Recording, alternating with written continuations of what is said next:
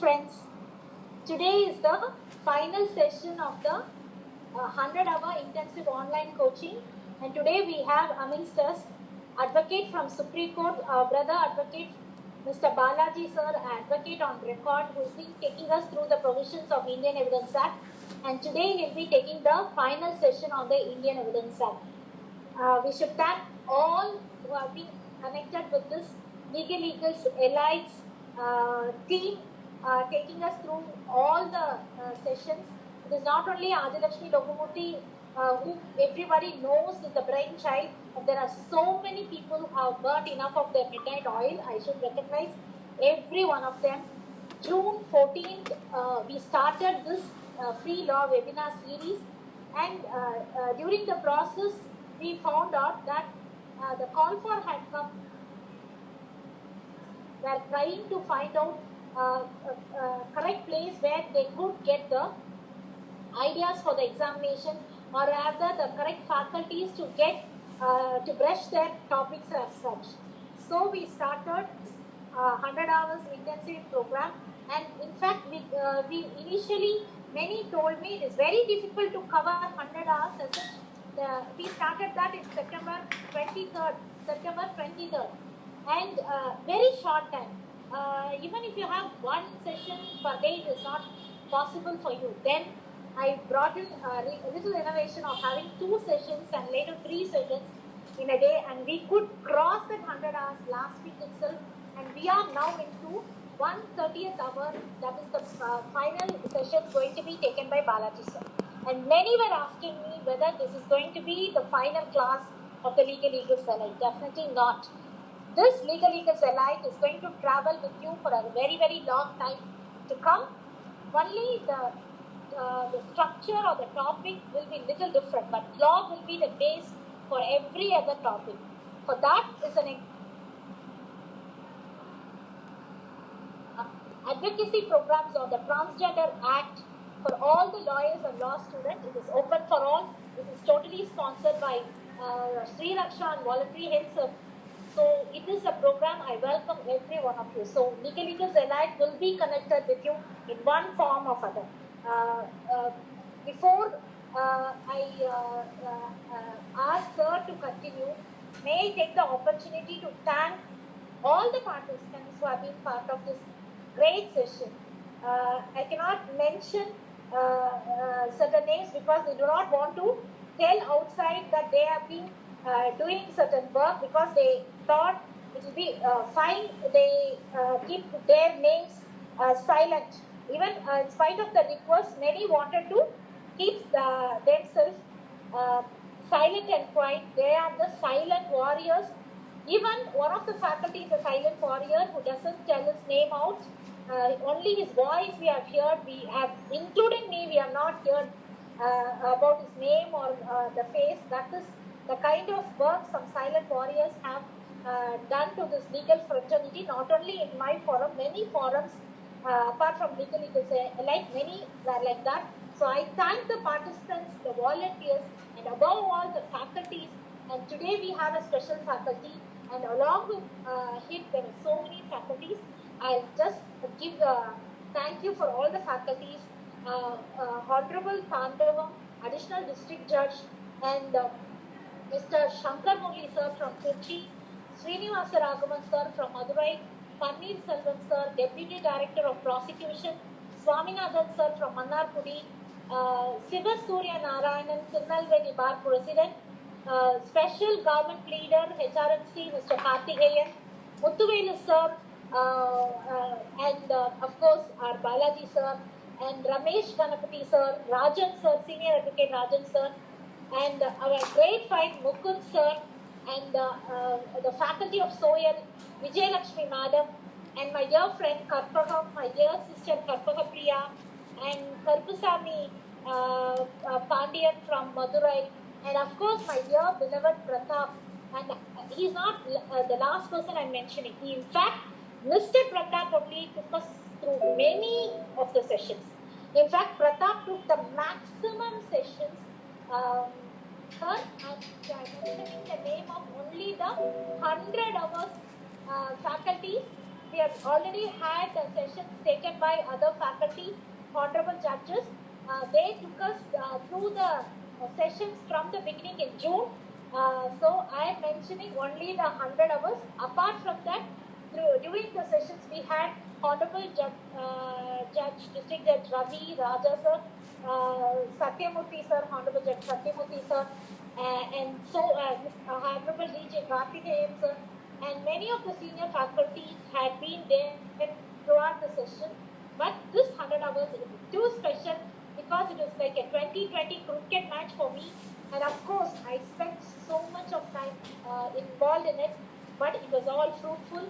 I did see some lots of good moments also, but I all took it in my stride. It was a very good learning experience. I hope it is very good for you also too. Sir, this is your stage and you are the special guest not only for this session, for the valedictory also. We invite you to be the special guest to give us the valedictory address at the end of the session after your talk. I thank and I welcome each and every one of you for this session. Thank you so much, sir. I welcome you, sir, on behalf of Legal Invisalign and all the participants who have joined in. Welcome, sir. Thank you so much for your very valuable speech, madam. Thank you so much for your valuable program also, that you are enlightening so many advocates for the purpose of their career as well as for the examination. What I could recollect from your word is that எழுத்து அறிவித்தவனே இறைவன் ஆவான் அப்படின்னு வள்ளுவனுடைய குரல். It's just hitting in my mind. It's a very beautiful program that you have conducted, that too in this the lockdown period as well as in the pandemic period, where everyone has been confined within the four walls of this house or in the room. So this very no words and nothing could be said, and it's a very fabulous program that you have conducted, madam, that you deserve all sort of appreciation for your spirit and sprite, and it's no words can express that. I too wondered about your continuous spirit and seeing that the message you are floating, and apart from your commitment to your family and your commitment to your doctor, your husband, your doctor, it's very immensely I'm happy about the program that you have started, madam. I'm so thankful for that. On behalf of the society, I'll have to thank. Then for other than that, I have the opportunity you have provided for us to share our knowledge with others also. It's very immense. It has to be deserves appreciation, all sort of appreciations. I really wonder about this program, madam, and thank you so much, madam. Thank you, sir. Thank you. Sir, a word, this credit should go to me, my beloved father who trained me. My father is a real religious father. He's an advocate. He is Mr. Soundaraj. The first credit goes to my father, and again the credit goes to my mother-in-law. But I lost her during the process of this law webinar. Tomorrow we have a puja for her. That's why otherwise we could have had one more session tomorrow in a different form. And I should thank my beloved, most respected senior, Mr. V.K. Muthusamy sir, the designated senior counsel who trained me as a lawyer, and of course my beloved brother and senior, Honorable Justice M.M. Sundaresh sir, who trained me in so many aspects of law, and great credit to my senior. Even today, I am so proud to call myself to be part of that great office. The 119 law chambers of the Madras High Court campus had produced so many people. Advocate Veera Kadravan sir from Madurai was along with me, Honorable Justice Bharatidasan sir, and the attorney who is practicing in UK, Mr. Shivapunyam, and the district judge Babu sir, all were part of my team. That I should thank every one of them who had been giving me all this strength and support. All this is because of the office where I have been trained. So the credit goes to my office. I'll take a little credit for all my work. Thank you, sir. Thank you so much. I hope that I can start my session now. This is we are commencing the fourth part of the Indian Evidence Act. We already concluded 3 parts, where we have concluded up to HON'BLE, and we were about to start last time the witnesses and the examination of the witnesses, which are the last two chapters in the Indian Evidence Act. That is chapter number 9 and chapter number 10. These are the two chapters where we will have to study about that witnesses and the examination of the witnesses. The Indian Evidence Act stipulates who are all the persons who could be competent as a witness. So that commences from section 118. It goes up to 134. How many number of witnesses will be required for the purpose of proving a fact? For proof of a fact, how many numbers of witnesses are required? That is ending in 134. The 35 commences examination of the witnesses. Then the order of examination is commenced from there, and it goes up to 167. It's no new trial for something new admission, which is that concludes in the section 167. So 135 to 167 examination of the witnesses, 118 to 134 are the persons who are competent to be a witness before the court of law. So this was the 118. This is how the 118 starts. We will just go through the. I hope that you all must be having Indian Evidence Act, and apart from that, I will also share the documents which I have prepared. And first, I will simply narrate the section, and then we will come back to the section and along with the case laws, which is so important for us. The 118 speaks of the competency of the witness. Who are the persons who are competent to testify before the court of law? I think that I can share the document. I will just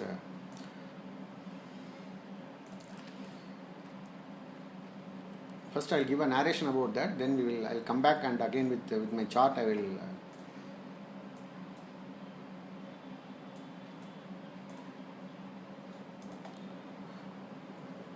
Is the document is visible? Yeah.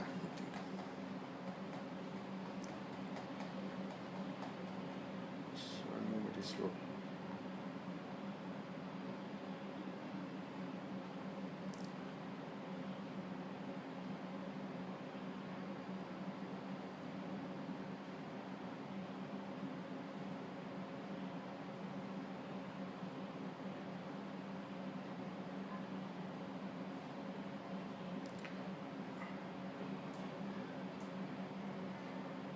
Document could not be scrolled very fast, so I am just pulling that to 118.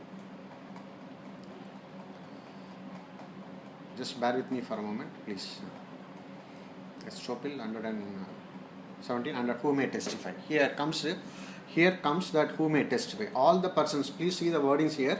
All the persons shall be competent to testify unless the court considers that they are prevented from understanding the question put to them and from giving the rational answers to those questions by the tender age, extreme old age, disease of whether body or mind, or any other cause of the same kind. Explanation: lunatic is not an incompetent to testify. He is competent to testify provided he is able to understand the question that's been put forth to him and able to give rational answers for it. So this gives these two important criteria. If you could see in this 118, is the understanding of the question, number one, and giving a rational answer to that. These are the two important criteria that's been stipulated in this section. So a witness, to be a competent witness, they have to understand what is the question that has been posed to them and what is the answer, whether the answer which they are giving is a rational answer or not. So this 118 includes a child witness, includes other witnesses who are competent to testify before the court, and other witnesses who could be any witness. Any witness is presumed to be the independent witness and presumed to be the genuine witness first, unless otherwise the contrary is proved, unless he is not reliable or the credit is impeached. So this is how we'll have to construe and see this section 118, which includes a child witness also. So in general, all the persons who have been above the age of 13 has been termed as witnesses who are competent to testify. in order to be a witness, what are the things to be adhered to? For the purpose of to be a witness, for the purpose to be a witness before the court of law, we have to adhere to the Oath Act. Well, initially I have taken the Oath Act about that, what are the provisions of the Oath Act and what are the mandates that's been provided with the Oath Act. And once you are going to the court as a witness, you will be asked to say that what all the things I am saying is true and nothing but true. And this is what it may be on some the religious book, and we will have to swear on the religious book and swear on the God that what I am saying, what I am deposing before the court is only true and nothing but true. This is what the promise which will be taken from the court master. So this is where it is stated here in Evidence Act. This is not at all stated in Evidence Act, but it is as per the Oath Act. So just for the recollection, we are now dwelling into the Oath Act for the purpose of recollecting what we initially in the first part we have stated. I have narrated about that Oath Act's commitment and the obligation of the witness. A person to be a competent witness. Oath Act section 4 specifies, earlier it was Oath Act 1878 or 73 something. Then it was repealed in the year 1969, and this repealed act, very small act it is, it mandates that oath has to be administered to the persons who are giving oath. This is as per the section 4 of the Oath Act. So the persons who are willing to administer oath before the court of law, and any person who is going to be an interpreter of any questions put to and the evidence given by the witness, and any persons who is coming under the ambit of jurors. Earlier it was jurors. Now at present there is no juror. There is no that's being taken away. It was during the British period. All the three persons are must and mandate to be administered with the oath as per section 4 of the Evidence Act. I will read the section 4 of the Evidence Act for your convenience, just for understanding. Oath or affirmation shall be made by the following persons, namely all the witnesses, that is to say all the persons who may lawfully be examined or give or be required to give evidence by or before any court, or the person having the law or consent of the parties authority to examine such persons and to receive the evidence. So the witness is coming within the ambit of section 4. So if you come to the proviso to that, provided where the witness is of child and where it is of age, under age of 12 years of age, the court or the person having authority to examine such witness is of the opinion that the witness understands the duty of speaking the truth before the court, but does not understand the nature of the oath. What is the purpose of the administration of the oath before the court? If that nature she or he could not, the child could not understand, then in that case the application of the section that the witness shall be administered with the oath is exempted. That shall not apply. That's what the proviso exempts. What the proviso exempts, once again I will say, the proviso exempts the children up to the age of 12 years who could understand the duty to speak before the court, but they may not be able to understand the nature of the oath. What is the nature for which the oath is being administered? So if that nature could not be understood, then if the duty of speaking truth could be understood by the child, that child is exempted from giving oath, exempted from administration of the oath, provided that the age should be below 12 years. This is what the exemption that is provided under section 4 of the Oath Act. Then section 8 of the Oath Act, the mandates every person who is giving, I am reading it, then I will give a narration. Every person giving evidence on any subject before any court or a person hereby authorized to administer oath and affirmation shall be bound to state the truth of the subject. Shall be bound to state the truth of the subject. Any person who is willing to give an evidence before the court is bound to state the truth of the subject. This is what the mandate that's being given under section 8 of the Oath Act. So, if the oath has not been administered, what would be the consequence and effect? That will be the question that will be striking in our mind. Immediately after reading this section and reading the section along with this 8 along with the section 4, what would be the contraventions of this? If you are not saying the truth before the court of law under section 8 of this Oath Act, you will be liable for perjury. Under section 8, if you are not going to say truth and if your statement is going to be falsified, you will be liable for perjury. That's what the 8 is. 8 does not speak about the perjury. That will be under the Indian Penal Code. But what 8 mandates is you are bound to speak the truth before the court. That's it. Then, in case if the oath has not been administered, what would be the consequence? That's what the 7 says. 7 of the Oath Act says, in case the oath has not been administered and some error in the administration of the oath, some error has been there in the administration, some irregularity is there in the administration of the oath, that will not render the proceedings invalid, that will not render the proceedings invalid, and also will not make the evidence also inadmissible. As because oath has not been administered to a particular witness, it does not mean that the whole witness is inadmissible, and it does not mean the whole proceedings is also invalidated because of this non-administration of the oath, or because of some irregularity in the administration of the oath. That's what the section 7 gives a protection for non-administration of the oath, as well as for any sort of irregularity or any sort of omissions in the oath act.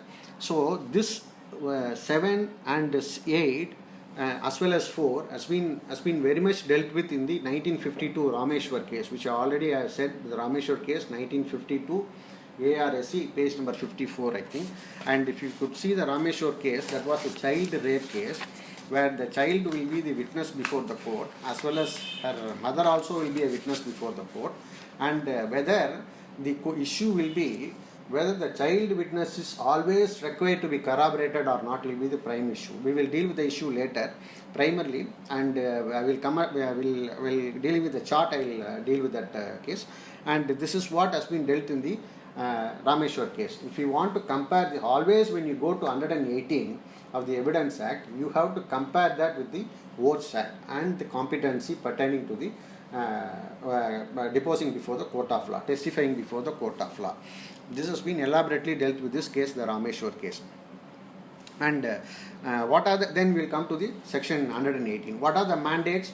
The mandate would be that putting a question, understanding the question, and giving the rational answer. If suppose the answer is not going to be rational, and suppose the answer elicited is not given in accordance with the question that's been given, it is now connected to the question that's been given to the put to the witness, then the court can come to the conclusion that there no rational answer have been given. So therefore, the competency could be decided by the court of law. That's what the comparison. On the comparison, in the Rameshwar case, they will deal with. There are two aspects as far as if you take into consideration the 118 of the Evidence Act is concerned. One is pertaining to the competency. Next one is pertaining to the credibility. Suppose, I will repeat once again. First one is pertaining to the competency, as is what stipulated in the 118, and second one is pertaining to the credibility. So, if the oath has not been administered, it will not get into the competency at all. Only it will go to the credibility. It is the second part. So the court will come to the conclusion on the basis of that, the answer that's been evolved, or on appreciation of the evidence, or during the evaluation of the evidence, they will come to the conclusion this person is not competent to testify. That could be done during the credibility. Initially, once it is the omission has been done, the person has not been administered with the court of oath. So for this reason, you cannot turn in the appeal or in the later stage of argument, as because the oath has not been administered with the child or with the person who is deposing before the court, it is inadmissible. You cannot argue. You can argue only on the credibility of this matter. That's what has been the discussion in the Rameshwar case. I'll now narrate that Rameshwar case. There's a child about 8 years age will be raped by the accused. She will come to the home and mother will not be there. Mother would have gone to some agriculture work, and she will return back after 4 hours. The moment the mother comes home, she will weep and say that I have been raped by this is what has been done by the child. This is what has been done by the accused. So this is a statement which is given to the mother immediately after the occurrence. So this, on the basis of this statement, the mother will go and give a complaint to the police that this is what has been done and offence has been committed, and ultimately the mother and child both will come and depose before the court of law. In the court of law, first child will depose that immediately after the occurrence, I disclosed everything to my mother, what has happened. This is the one statement which was given out of the court. This is a statement which is given to the mother. The mother also will depose before the court that my child said, my daughter came and said, when I returned to my home, this is what has happened. So, there are two segments. One is child saying to the mother immediately after the occurrence. Second one is the mother deposing before the court of law. So, whether the same thing has been deposed by the child also as a prosecution witness. The child deposition is whether required to be corroborated, is corroborated by the mother. If corroborated, whether it could be termed as an independent corroboration. That's what the prime issue that's been dealt with in Rameshwar case. See, the child witness is always, in general, child witness will be prone for tutoring. Child will say whatever has been said by somebody else, whatever been said by the person under whose influence the child lives, will be influenced by the words of the person, and every tutoring, every possibility for the tutoring. Therefore, the settled proposition of law as far as the child witness is concerned, child witness should be dealt with caution, with care and caution. As a matter of prudence, as a matter of caution, it is not as a matter of evidence and matter of practice, it is as a matter of prudence and it's a matter of caution. Child witness always we should look for the corroboration from the independent source. It should have some corroboration from the independent source. That's what the general settled proposition of law. But in this Rameshwar case, it was dealt whether the mother's deposition before the court can be taken as a corroboration to the testimony of the child. Then the answer was given is positive. Positive, saying that in affirmative it was said that it could be taken, the mother's deposition before the court of law, it could be taken as a corroborative piece of evidence to corroborate, though it is substantive, it corroborates, it's also substantive. Mother's speech is also a substantive. It corroborates the testimony of the PW2, I think the child is corroborated with the mother's testimony. Here, corroboration is required for the purpose of strengthening the case. That's what ultimately the court will say. In all the cases, it is not required that it has to be corroborated. There could be some exemptions also. In general, it needs to be corroborated. There could be some exemptions where the child is completely reliable, cogent, consistent, clear, reliable, inspires the confidence of the court. If that is the case, no corroboration is required. In all the cases, corroboration is not required. If it does not inspire the confidence of the court, if there is some inconsistencies in the deposition of the victim or the child, then the court may look for the corroboration from the independent sources. In this Rameshwar case, which is not in 1952, written by Honorable Justice Vivian Bose, he said that it could be taken as the mother's testimony could be taken as the independent corroborative testimony for the purpose of strengthening the child's testimony, and the conviction was upheld in this case in 1952. This is by the Supreme Court. This AR 1952 ARSC page number 52. It's a very detailed discussion case. Please go through that. And there was an argument that was raised. If I go detail into this case, it will consume a lot of time. There will be an argument that will be raised in the court that saying that on the basis of the single sole witness, the conviction cannot be affected. Conviction cannot be affected on the basis of the single witness. The court also will deal with section 134. We will deal with 134 later. Court will also deal with 134, saying that no particular number of witnesses is required for the purpose of proving a fact. One single witness. It is only the quality. It is not the quantity. It is only the quality which will matters. It is not the quantity that is matter as per section 134 of the Evidence Act. Therefore, single witness which can inspire the confidence of this. This is also dealt with in Vadivel Devar versus State later in 1957, I think. We will come to that case also. And single witness, only this, the evidence is only weighed here. It is not counted. It is not the counting of number of witnesses. The court will not go by the number of witnesses who are present, the number of witnesses who are deposing before the court. The court will go by only the weight of the evidence. It is weighed before the court of law. This is This is declared in Ghulam Sarbar case. Ghulam Sarbar case, that's also in later 1960 something. And you can go through these three important cases, Rameshwar, Ghulam Sarbar and Vadivel Tevar case, for the purpose of this, the competency of the testimony. And this is what the 118. I think that we can go to 119 next one. 118 I can say a lot of cases. For the child witness, you can go from Rameshwar. You can write Panchi, Panchhi, Panchi, then Ashok Dikshit, and very recently Digambar Vaishnav, that's been rendered by Supreme Court, Digambar Vaishnav. Then Alagu Pandian, a case called Alagu Pandian, you can take Alagu Pandian alias Alagu Pandian, that's also by Supreme Court. So there were a number of judgments that's been given as far as the child witness is concerned, but in general they will say that it needs to be corroborated, but there are certain exceptional cases where it could be exempted from. And one another case for child witness, you can read Om Prakash versus State also. Om Prakash. I'll say that Rameshwar, Digambar, Panchi, Ashok Dikshit, Alagu Pandian, Om Prakash. All these 5-6 cases you can go for this child witness, which is elaborately it has been discussed.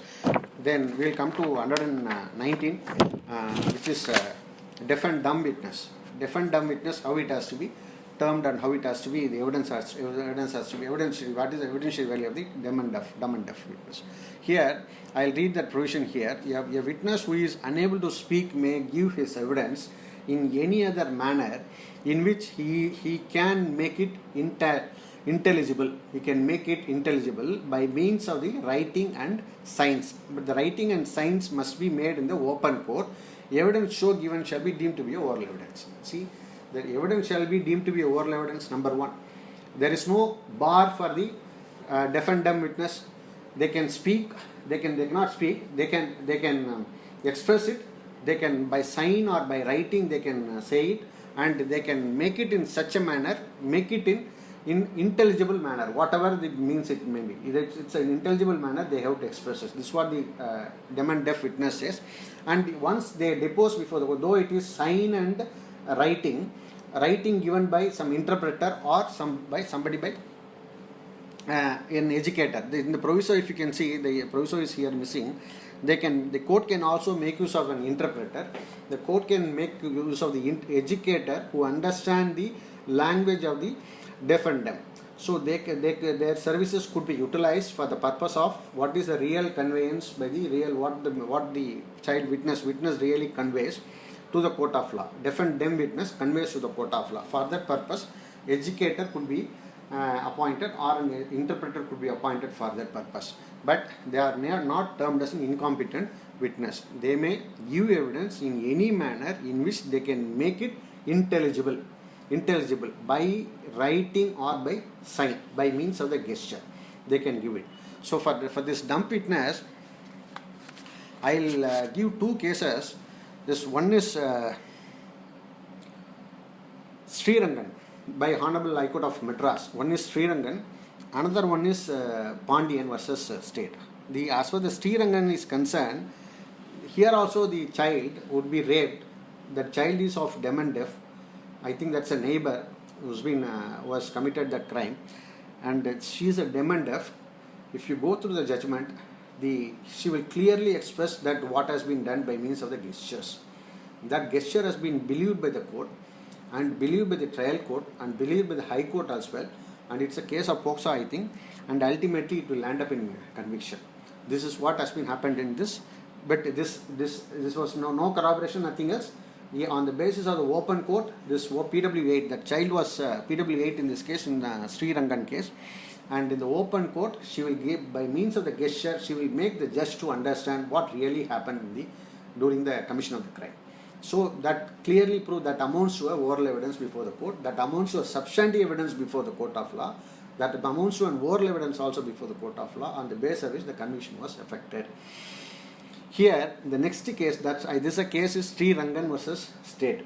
Is Honorable High Court of Madras. This judgment was rendered by Honorable Justice S. Nagamuthu, and the second one also by the same judge, and Pandian. He see the difference between, because I have taken these two cases for this to give a different impression that's been evaluation or appreciation that's been taken by the court. Here, the dem and def was completely believed.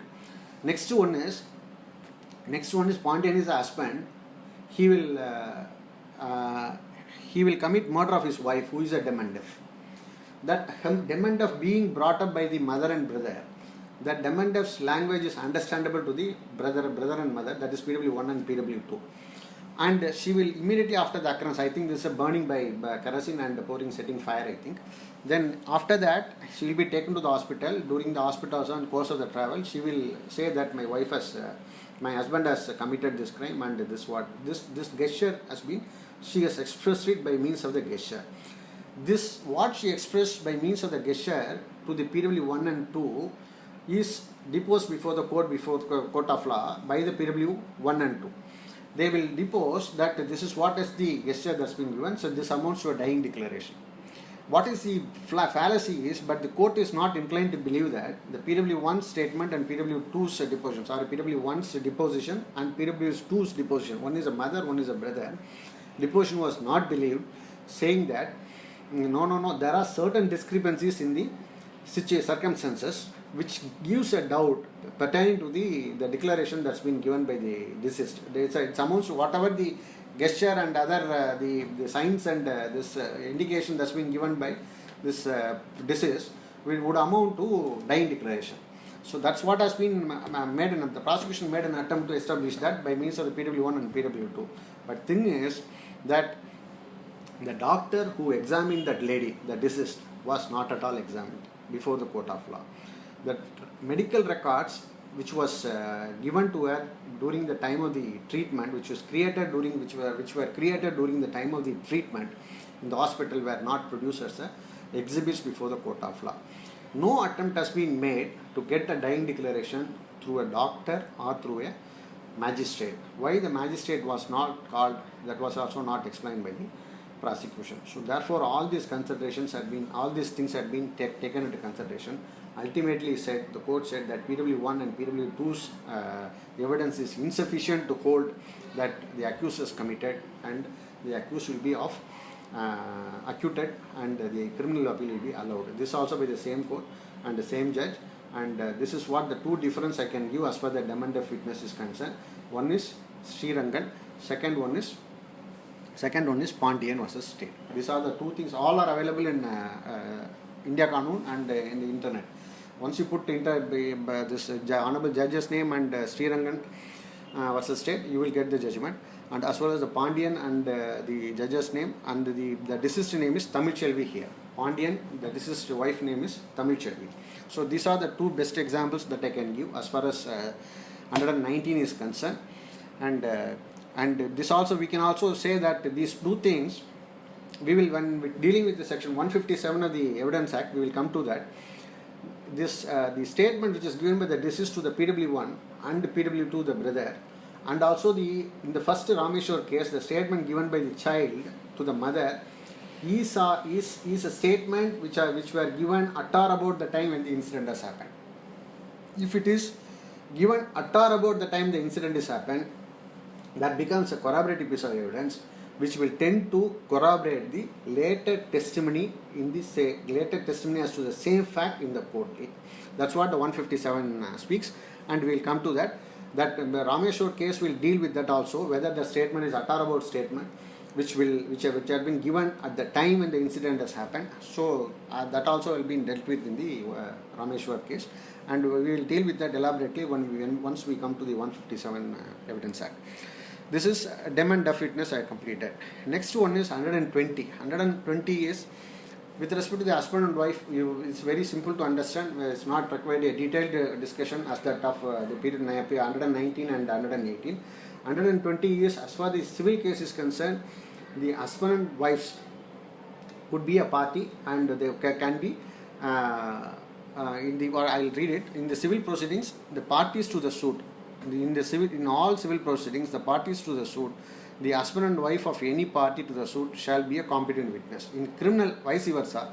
But in criminal proceedings, against any person, only against any person, not in favor of the person, against any person of the husband or wife of such person respectively shall be a competent person. The husband can, in criminal proceedings, in civil proceedings, if wife files a complaint, wife files a plaint, husband could be a witness for it. Husband could be a witness for it. In the criminal case, in contrary to that, in criminal case against a person, husband or wife, yeah, husband or wife could be a competent person. If a wife is a complainant, husband could be a competent person to be a witness.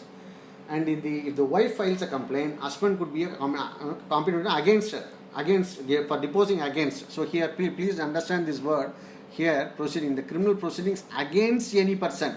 This any person, in the any person, against any person, you have to put the husband or wife. So against the husband or wife, the vice versa person will be, the other side will be the competent person to be a competent witness. This is what has been explained. I hope that you could understand it. In the criminal proceedings against a wife, husband could be a competent witness. In the civil proceedings, in favor of the wife, husband could be the competent witness. This is what is the simple meaning, I can say that. So then comes the judges 121. This will be important. Some question will, since you are writing the examination for the district judge, some importance will be attached to this section 121. I searched for some judgment, but I also dealt with one case where, but it is not before the judge. It is Murugan versus State.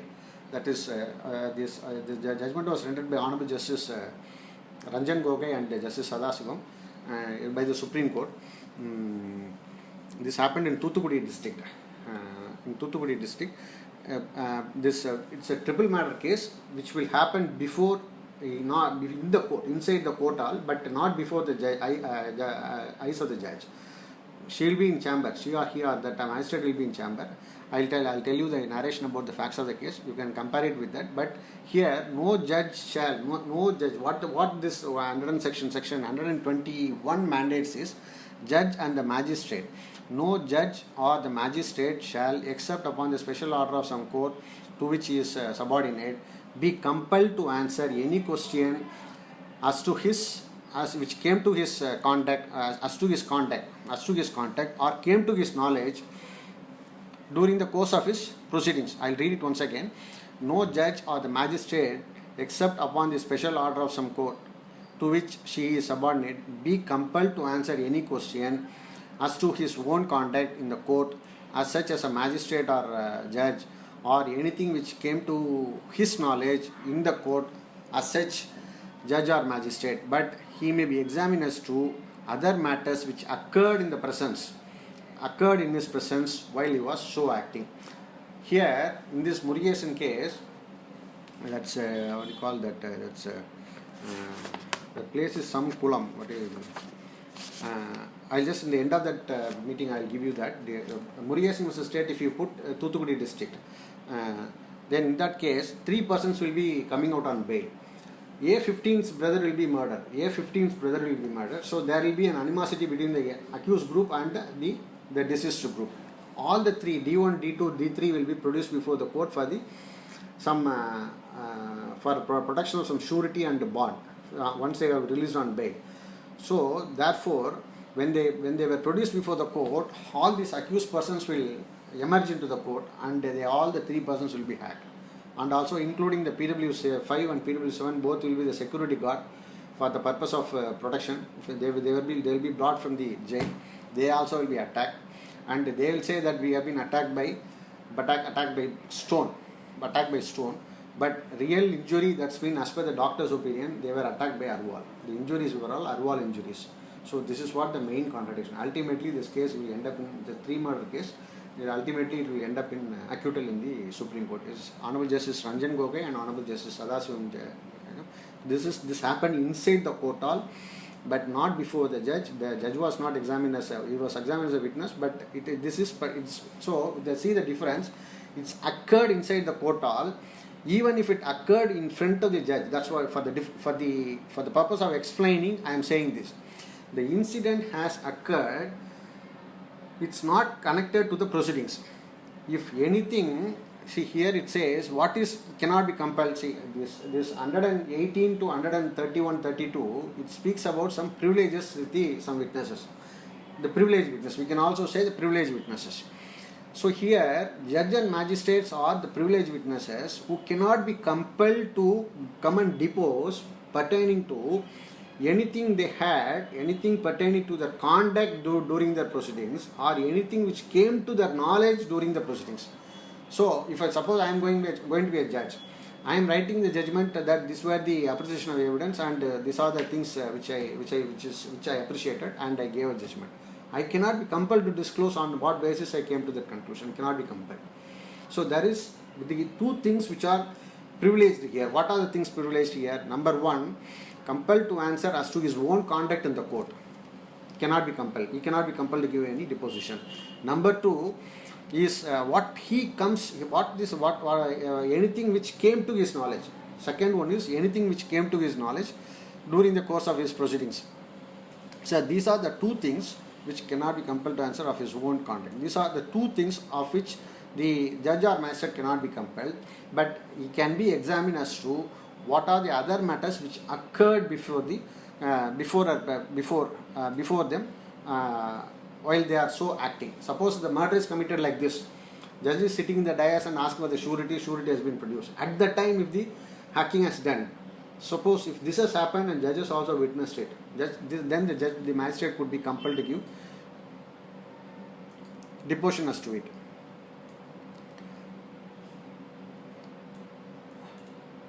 I hope that 121 is explained. Then we'll go to, then you can see this illustration also for the better understanding. We'll go to 122, the communication during the marriage.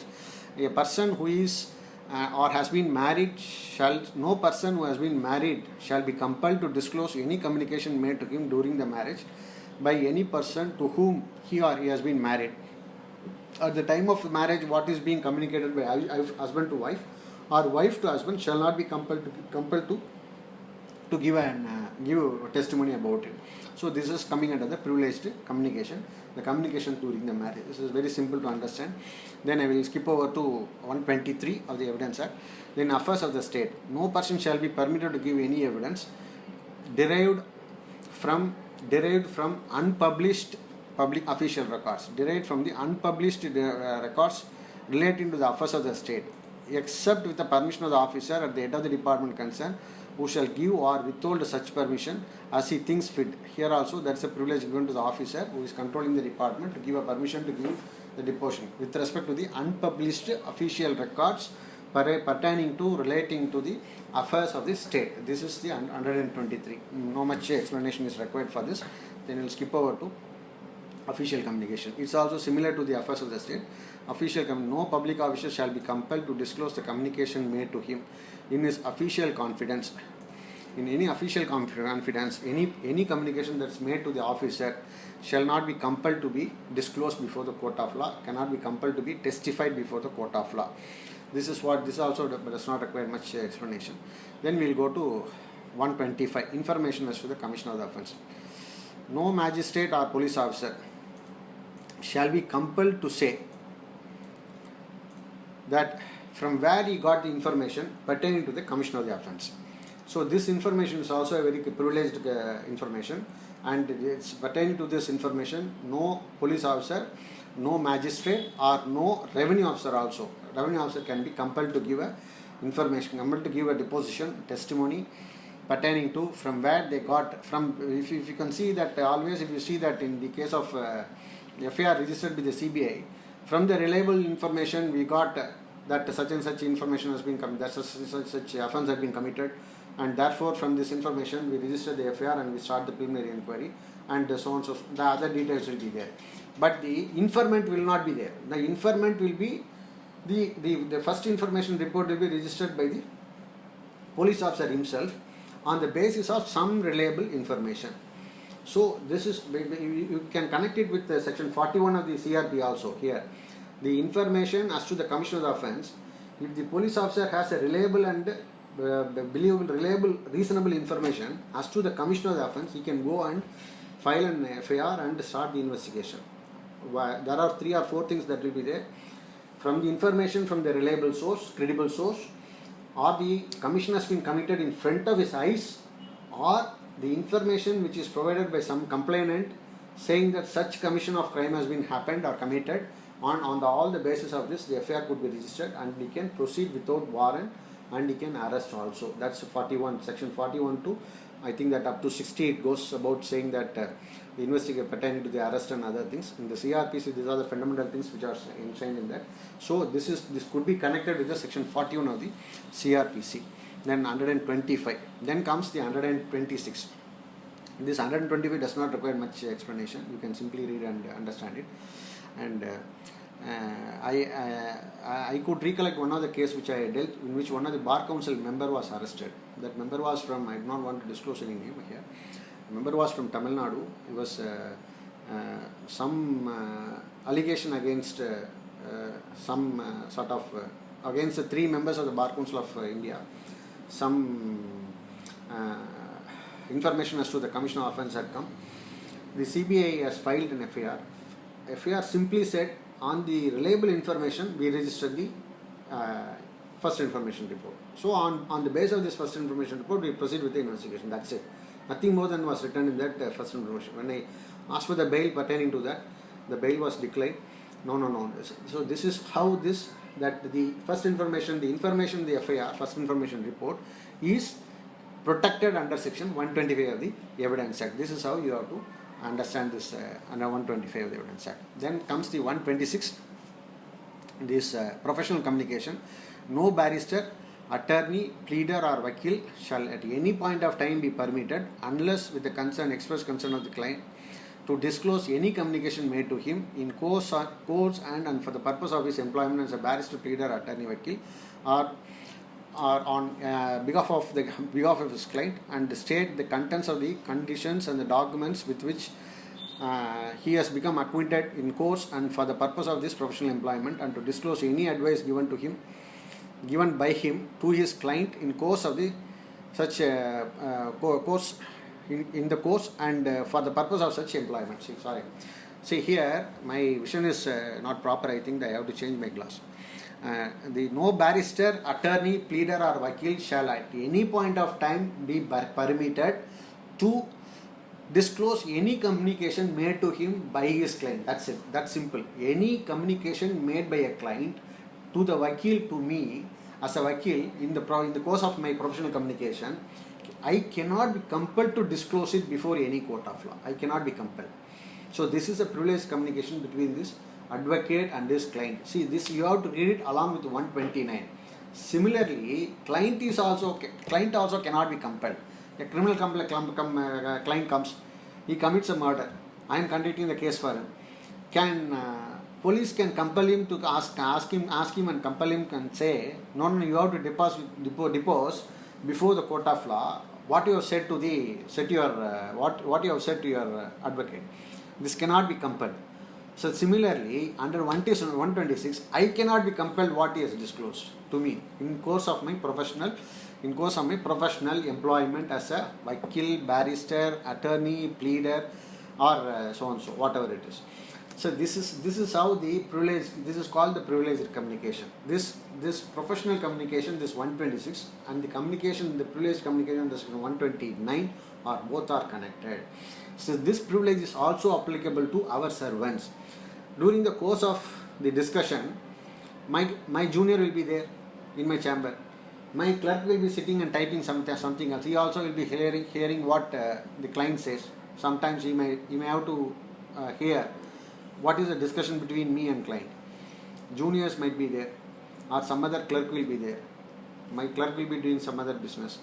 So therefore these people who are working with the attorney also cannot be compelled to disclose what that particular client has said in your office. So this is how the 127 applies to the interpreter. No provision of the section. The provision of section 125 shall also apply to the interpreter, clerk or servant, barrister, pleader and vakils. This includes the junior also. So whatever the communication that's been disclosed by the client to the advocate cannot be compelled to be disclosed before the court of law, testified before the court of law. This is how the 127. Then this is not waived because of the voluntariness. This privilege is not waived because of the voluntariness. As I'll go through it. If any part of the suit, in any part, if any party to the suit gives evidence therein at his own instance or otherwise, he shall not be deemed to have consented thereby to such disclosure as is mentioned under section 126, and any party to the suit or proceedings calls any such a barrister, attorney or witness, he shall be deemed to have consented to such disclosure only if he questions such barrister, attorney, vakil, or so there's simply saying that it's not waived by means of the privileges, because I am taking the privilege of it. I say that since it is waived by volunteering the evidence, I am volunteering the evidence, this privilege is not waived. Still, this is a protected communication under the Evidence Act 128 of the Evidence Act. Now we go to 129, the confidential communication with the legal advisors. I already have narrated confidential communication of the client to the advocate cannot be compelled to be disclosed before the court of law. I will read it here. No one shall be compelled to disclose to the court any confidential communication which had taken place between him and his legal professional advisor unless he offers himself as a witness. In such case, he may be compelled to disclose any such communications as may appear to the court necessary to be known in order to explain any evidence which he has given, but no others. So, no one shall be compelled to disclose to the court any confidential communication which has taken place between him and his legal advisors, unless he offers himself as a witness, in which case he may be, if the client himself volunteers, if he offers, no, I will give this, and he may be compelled to disclose such communication. If he offers or volunteers, he may be compelled to disclose such communication as may appear to the court necessary to be known in order to explain any evidence which he has given, but of no others. So, if the court requires certain things to disclose, that could be disclosed on voluntariness by the client, but of no others. Something it's some clutching point is given here, and of no others. This could be applied only, it could be understood only if we apply it practically in some other matters, according to the facts and circumstances of the cases.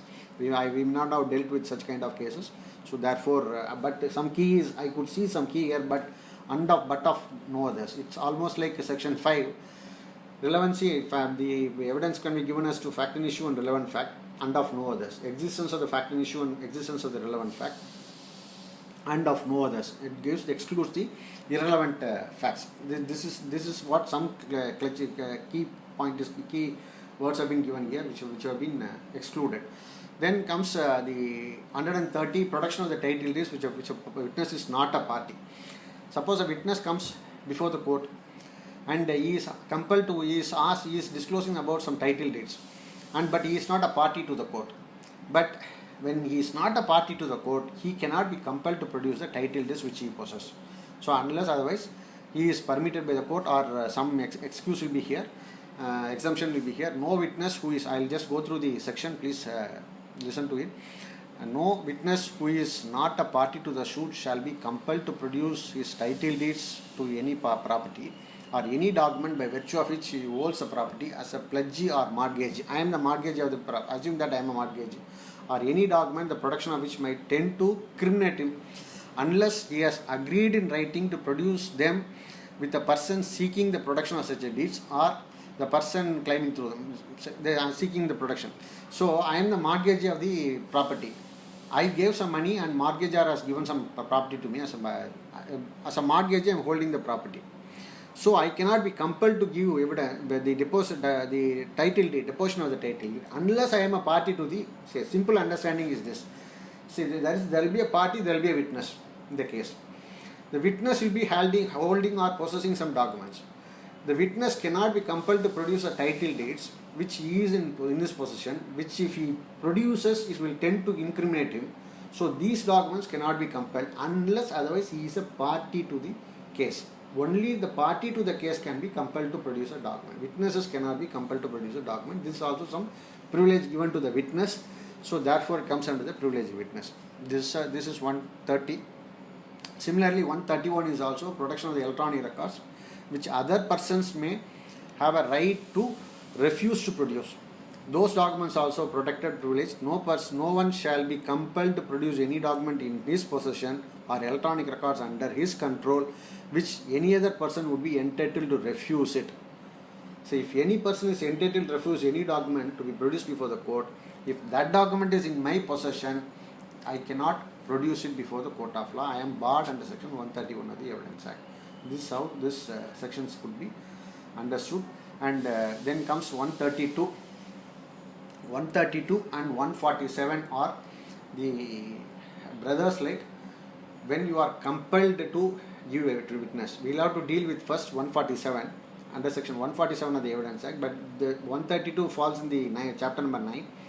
147 falls in the chapter number 10. We will connect both the things and we will take a class on it. I will give an explanation connecting both the things.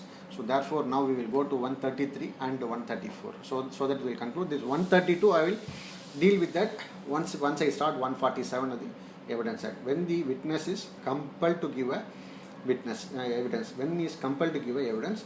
And 148 is the power of the court to compel a witness to give a evidence. Though it may tend to incriminate him or tend to forfeit some of the properties or something like that. So these two, 148, 147 and 132 are interlinked. I will explain it along with the chart which I have prepared. So we will just wait for some more time for the purpose of this coming to this 132. I hope that from 118 to 131 you would have understood completely about each and every section. And now it's 133 we will go. Accomplished witness. This accomplished witness also should be read along with 118. Accomplished is always here. It says what the section stipulates. We will first see that what section stipulates.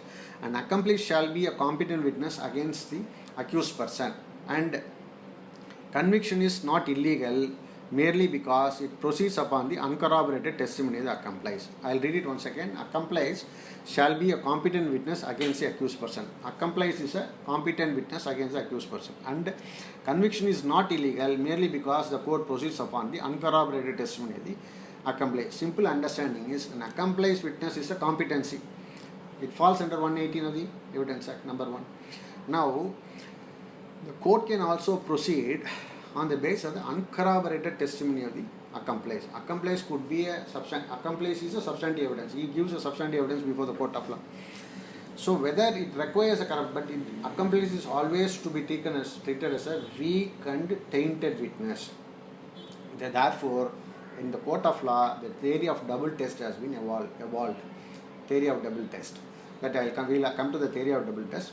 But accomplice, if he inspires a confidence, if it does not create any doubt in the minds of the court, if it is clear, consistent, cogent, and reliable, then the accomplice could be, without any corroboration, could be relied upon, and the conviction could be effected on the basis of accomplished evidence, approver evidence. We can say once they get the pardon under section 306 and 307 of the CRPC, they will become an approver. Then the approver evidence could be completely relied upon. So this is what they accomplished. But if you take that 114 illustration B, then if the accomplice if the court presumes that the accomplice is unworthy of credit, suppose if the court presumes, that's the presumption under section 114 the court always can have, pertaining to, please recollect that, pertaining to human conduct, pertaining to the natural course of event, pertaining to the private business, pertaining to the public business. So for all these things, having regard to the facts and circumstances, court may regard that such a fact exists. Court may presume that yes, fact exists. This is a presumption under section 114. Under the 114B, illustration B says, if accomplice is unworthy of credit and it shall be corroborated, the court may look for the corroboration by the from the material particulars. If the court presumes that he is unworthy of credit, then the court may look for the corroboration from independent sources in the material particulars to corroborate the accomplice. Still the accomplice is the substantive evidence. It never becomes a corroborative piece of evidence. But substantive, the accomplice evidence accomplice evidence requires corroboration if the court presumes that he is unworthy of credit. That's how we have to harmonize this two sections, that is 133 and 114b. Please understand, 133 says no corroboration is required. 114 says if presumed to be untrustworthy, then the corroboration is required. Unworthy of trust. If the court presumes that the accomplice is unworthy of trust, this is the exact word, unworthy of trust, then it may look for corroboration from the material particulars. This is the two different, how you are harmonizing it. Here, corroboration is not at all required. It is not unlawful that convicting a person on the basis of the accomplice witness. There, corroboration is required. When corroboration is required, when court presumes that he is unworthy. That's therefore harmonizing both the sections. There were so many case laws that's been evolved. Even very recent case also, I already discussed. I said Deena and Banu's case of Honorable High Court of Madras, rendered by Justice Honorable S. Nagamuthu. Honorable Justice Nagamuthu has rendered the judgment. You can please go through the judgment. He has cited a number of judgments relying upon what is the evidentiary value of the accomplice. Accomplice is always a weak and tainted piece of evidence, having participated in the crime. He participated in the crime. Now he wants to escape from the liability, punishment. Therefore, he now gives the evidence. When the evidence is given, he has to be seen with the tainted vision. He is a tainted man. So therefore, we will have to look for corroboration from the independent sources. Though it is a substantive piece of evidence, always looking for the corroboration is the second. What is the two tests that has to be applied here as far as the accomplice witness is concerned? One is test of reliability, second, which is applicable to all. This first test is applicable to all witnesses. Second one is the test of corroboration from the independent sources. So therefore, in the Banu's case, the Honorable Judge will rely upon the four judgments that's called Sarwan Singh's case, Sarwan Singh, Ramlal Mohanlal, then Ram Narayan and Balwant Kaur. I will tell you the year of the judgment also. Please, if you want, you can just note on this. All people will be in the verge of examination. We will not be able to go through that in detail. Sarwan Singh's in the year 1957. Then Ramlal Mohanlal in the year 1960. Then Tribhuvan in the year 1972. And Ram Narayan in the year 1973. And Balwant Kaur in the year 1988. These are the four judgments which you can mandatorily go through just to have a glance at it, browse at it, and what is the evidentiary value of the accomplice. It has to be corroborated and it has to pass the double test, that is the test of reliability and test of corroboration. These are the two things that it has to comply with for the purpose of, before getting the weightage and sufficiency for convicting a person on the basis of the accomplice witness. So this is the 133 which I have explained, and 134 is a very interesting one. And no particular number of witnesses shall be in any case be required for the purpose of any fact. No particular number of witnesses is required. Please read this section again and again. No particular number of witnesses, that is, particular number of witnesses shall not be required for the proof of any fact. So the number is not important. Even only one witness will do.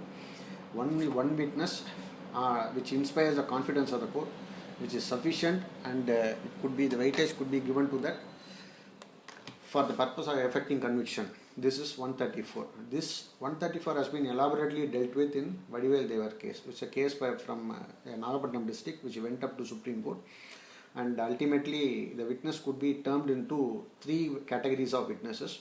One is, number one, wholly reliable. Any part is not, any part of his witness, any part of the testimony is not liable to be rejected. Whole witness is reliable witness. Second one is whole is irreliable, not reliable. So we cannot completely believe this witness. We cannot, is unworthy of trust. Not even a single word could be relied upon. Completely rejected. Second one is partially reliable, partially not reliable. That is, partially reliable, we can take that it's a partially reliable witness. Certain evidences could be taken. Certain testimony as to certain facts could be taken as is a reliable thing. So therefore, these are the three categories which has been derived by means of this Vadivel Devar's case, and also there are connected other cases Vadivel Deva's case in the year 1957. That is also very old case. And in connection with this case, you can also go through this Gulam Sarbar case, which these two cases say this evidence is always weighed. No particular number of witnesses is required. Only the quality is required. The quantity is not at all important. Quantity, keep aside the quantity. The quality is a substance. So on the basis of the on the basis of the quality, you can convict a person. It is weighed and it is not counted. Repeatedly the words have been used. It is weighed and it is not counted. So this is what is the dictum in this Vadivel Deva's case as well as in the Gulam Sarbar case. So following these cases, so many other cases have come. If you want a detailed research on it, you go to Allahabad High Court judgment judgment called Naresh versus State of UP, where elaborate discussion will be there. How this, they will rely upon 4 more judgments from Tamil Nadu also. I think one is R. Mugam, one is Saravanan, one is Dr. Sunil Kumar, one is Pradap Singh, Pradap Mahendra Singh. These are the 4 judgments they will rely upon. They have to conclude that how the witnesses are to be appreciated and how this conclusion has to be arrived on the basis of their depositions in the court. Please go through the judgments, which will be of very useful for you. And so 134, I think that probably you could understand this 134. If you want further judgment also, I can say that. Along with that, you please go through one another judgment by name called Tahsildar Singh. That is pertaining to chief and cross, but the witness, about the witness also, they will deal with that. This is also a very elaborate judgment, which is running about to 30 pages. And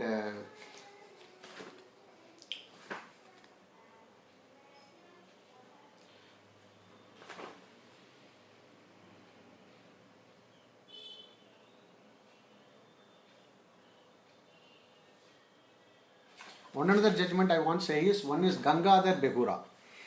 You can just note down, please note down. Gangadhar Behura is one another judgment, which is also very important, pertaining to this appreciation of the witness, how the witnesses are to be appreciated. You can go through that judgment also. And I think probably that with this conclusion of this 134, I am concluding the chapter number 9 of the Indian Evidence Act. Then we will have to proceed to the examination of how these witnesses now we have dealt with. How the witnesses have to be examined before the court of law. You also know that there will be a chief examination, there will be a cross examination, there will be a re-examination. This is by procedure we will know that chief, cross and the re-examination. This is how the examination is going. We used to adhere to, or we experience what we experience in the court of law as a chief, cross and re-examination. And what are the procedure prescribed therefore for this purpose of this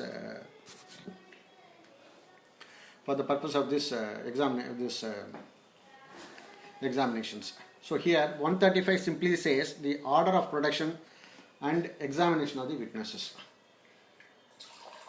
Excuse me for a second.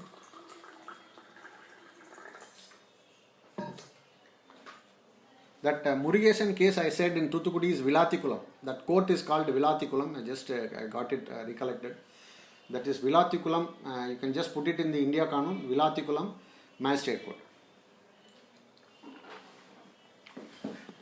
Just a second, excuse me.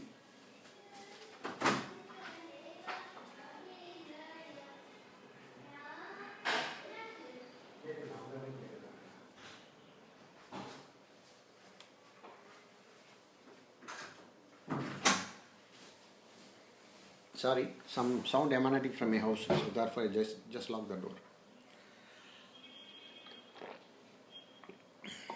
Just have a mark on it that it is Vilathikulam police station and Vilathikulam Magistrate Court, that Murugesan case. Then here 135 says, so we will first have a glance of these sections, then we will have a comparative chart within which how the chief and cross examination could be carried out and what are the areas, bounds and bounds for the advocate to cross-examine a particular witness, and chief examine a particular witness, and chief is by the prosecution, cross will be by the defense.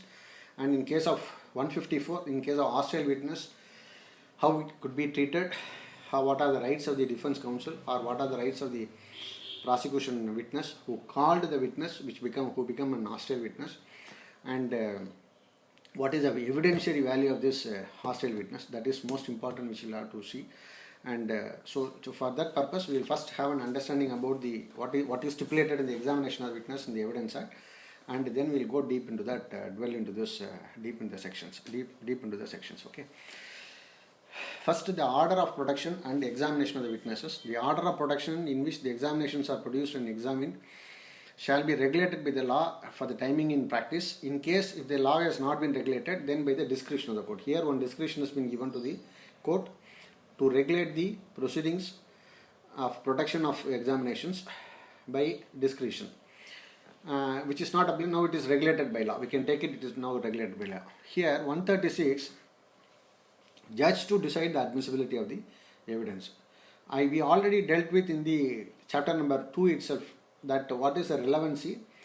Only if it is relevant, it could be admitted before the court of law. If it is not relevant, it cannot be admitted before the court of law, which already we have discussed. So here, if it is relevant or not relevant, by means of this admissibility in the evidence, here say judge to decide the admissibility of the evidence. By means of this judge to decide the admissibility, he will decide whether it would be relevant or irrelevant. If it is relevant, it will be admitted. If it is not relevant, it will not be admitted. So here 136 gives a discretion to the judge. I'll just read the section. When either party proposes to give evidence on any fact, judge may ask the party proposing to give evidence in what manner if the alleged fact, if proved, would be relevant, and the judge shall admit the evidence if he thinks fit, if he thinks that the fact if proved would be relevant and not otherwise. You see this, the word that is given here is not otherwise. So here there is an exclusion clause that's been given. The area in which even judge cannot by means of law take advantage, go beyond law and admit an irrelevant fact and bring it in the relevancy and put it in the 136 for the purpose of admission into, for the purpose of admitting that in the court. This power, that's a special power that's been given to the judge pertaining to decide the admissibility of the evidence. Then it here judge here mandates the section here mandates the judge to put a question. See here the evidence may either party proposes to give evidence. Judge may ask, here you see please, judge may ask the party proposing to give evidence. He shall ask, or he may ask, or he had to ask to the party who is proposing to give evidence in what manner if the alleged fact if proved would be relevant. He has to put a question to them what manner it is relevant. Suppose if the counsel is not able to explain in what manner it is relevant, judge shall say that I will not admit irrelevant. Judge shall admit only if he thinks that the fact if proved would be relevant. See the words here. Only if he thinks that the fact if it is proved, it would be relevant. Not otherwise. I will link it with the section 5 and I will discuss later. You just first I will give a general explanation about it. Then we will have to link all the 4-5 sections for the purpose of seeing what is your limitation part for the cross examination. Here the 136 there is a power is given to the judge for the purpose of seeing whether it is admissible or not. Put a question to him if it is proved, in what manner if it is proved, what manner it is going to be relevant if it is proved. Then he has to give a satisfied answer. To the satisfaction of the judge, the counsel has to give an answer that it is relevant. And if the judge, only if he thinks that the fact if proved would be relevant, he can admit it. Otherwise he cannot admit it. Here this is what the 136 says. Then the 137, which will be the definitions for the examination in chief, cross-examination and re-examination. Examination by chief examinations are by the examination by the party who calls him shall be called as examination chief.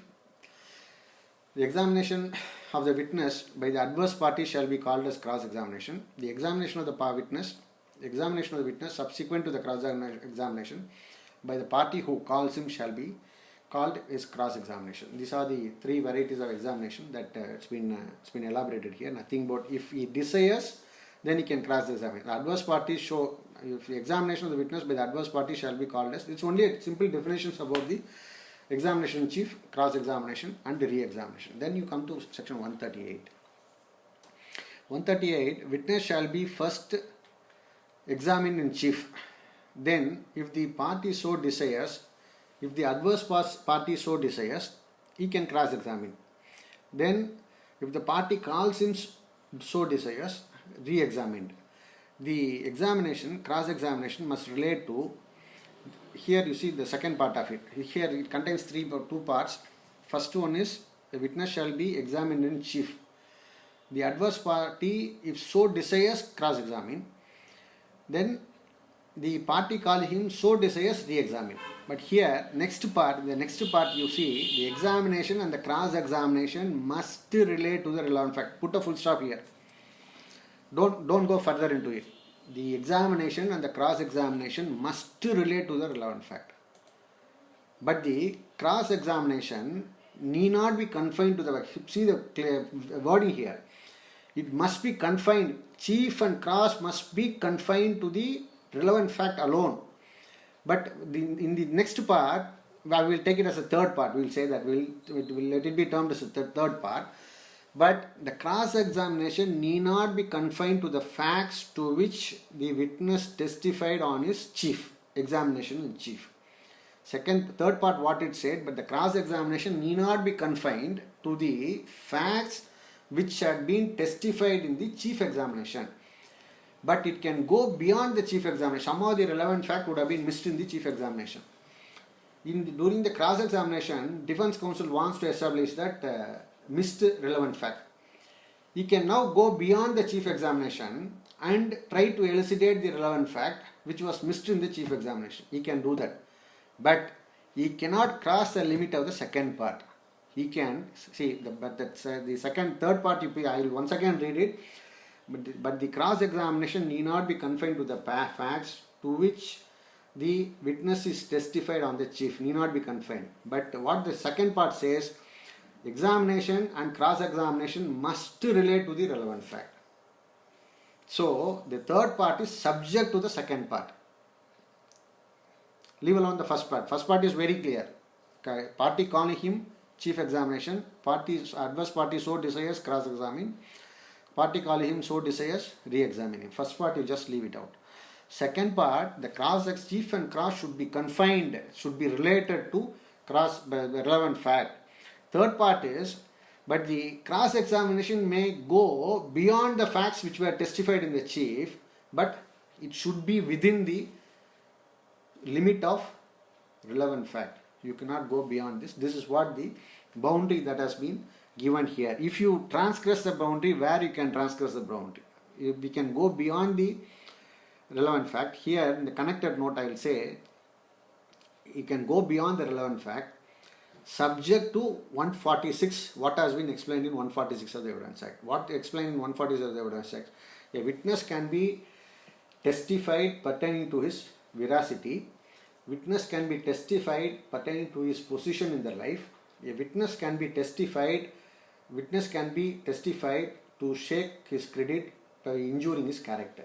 To shake his credit, injuring these were the three ingredients, that important parameters that's been given here in 146. Beyond this 138 limit, relevant fact, if you cross-examine, you can cross-examine as to veracity, position and character. These are the three important things you can transgress.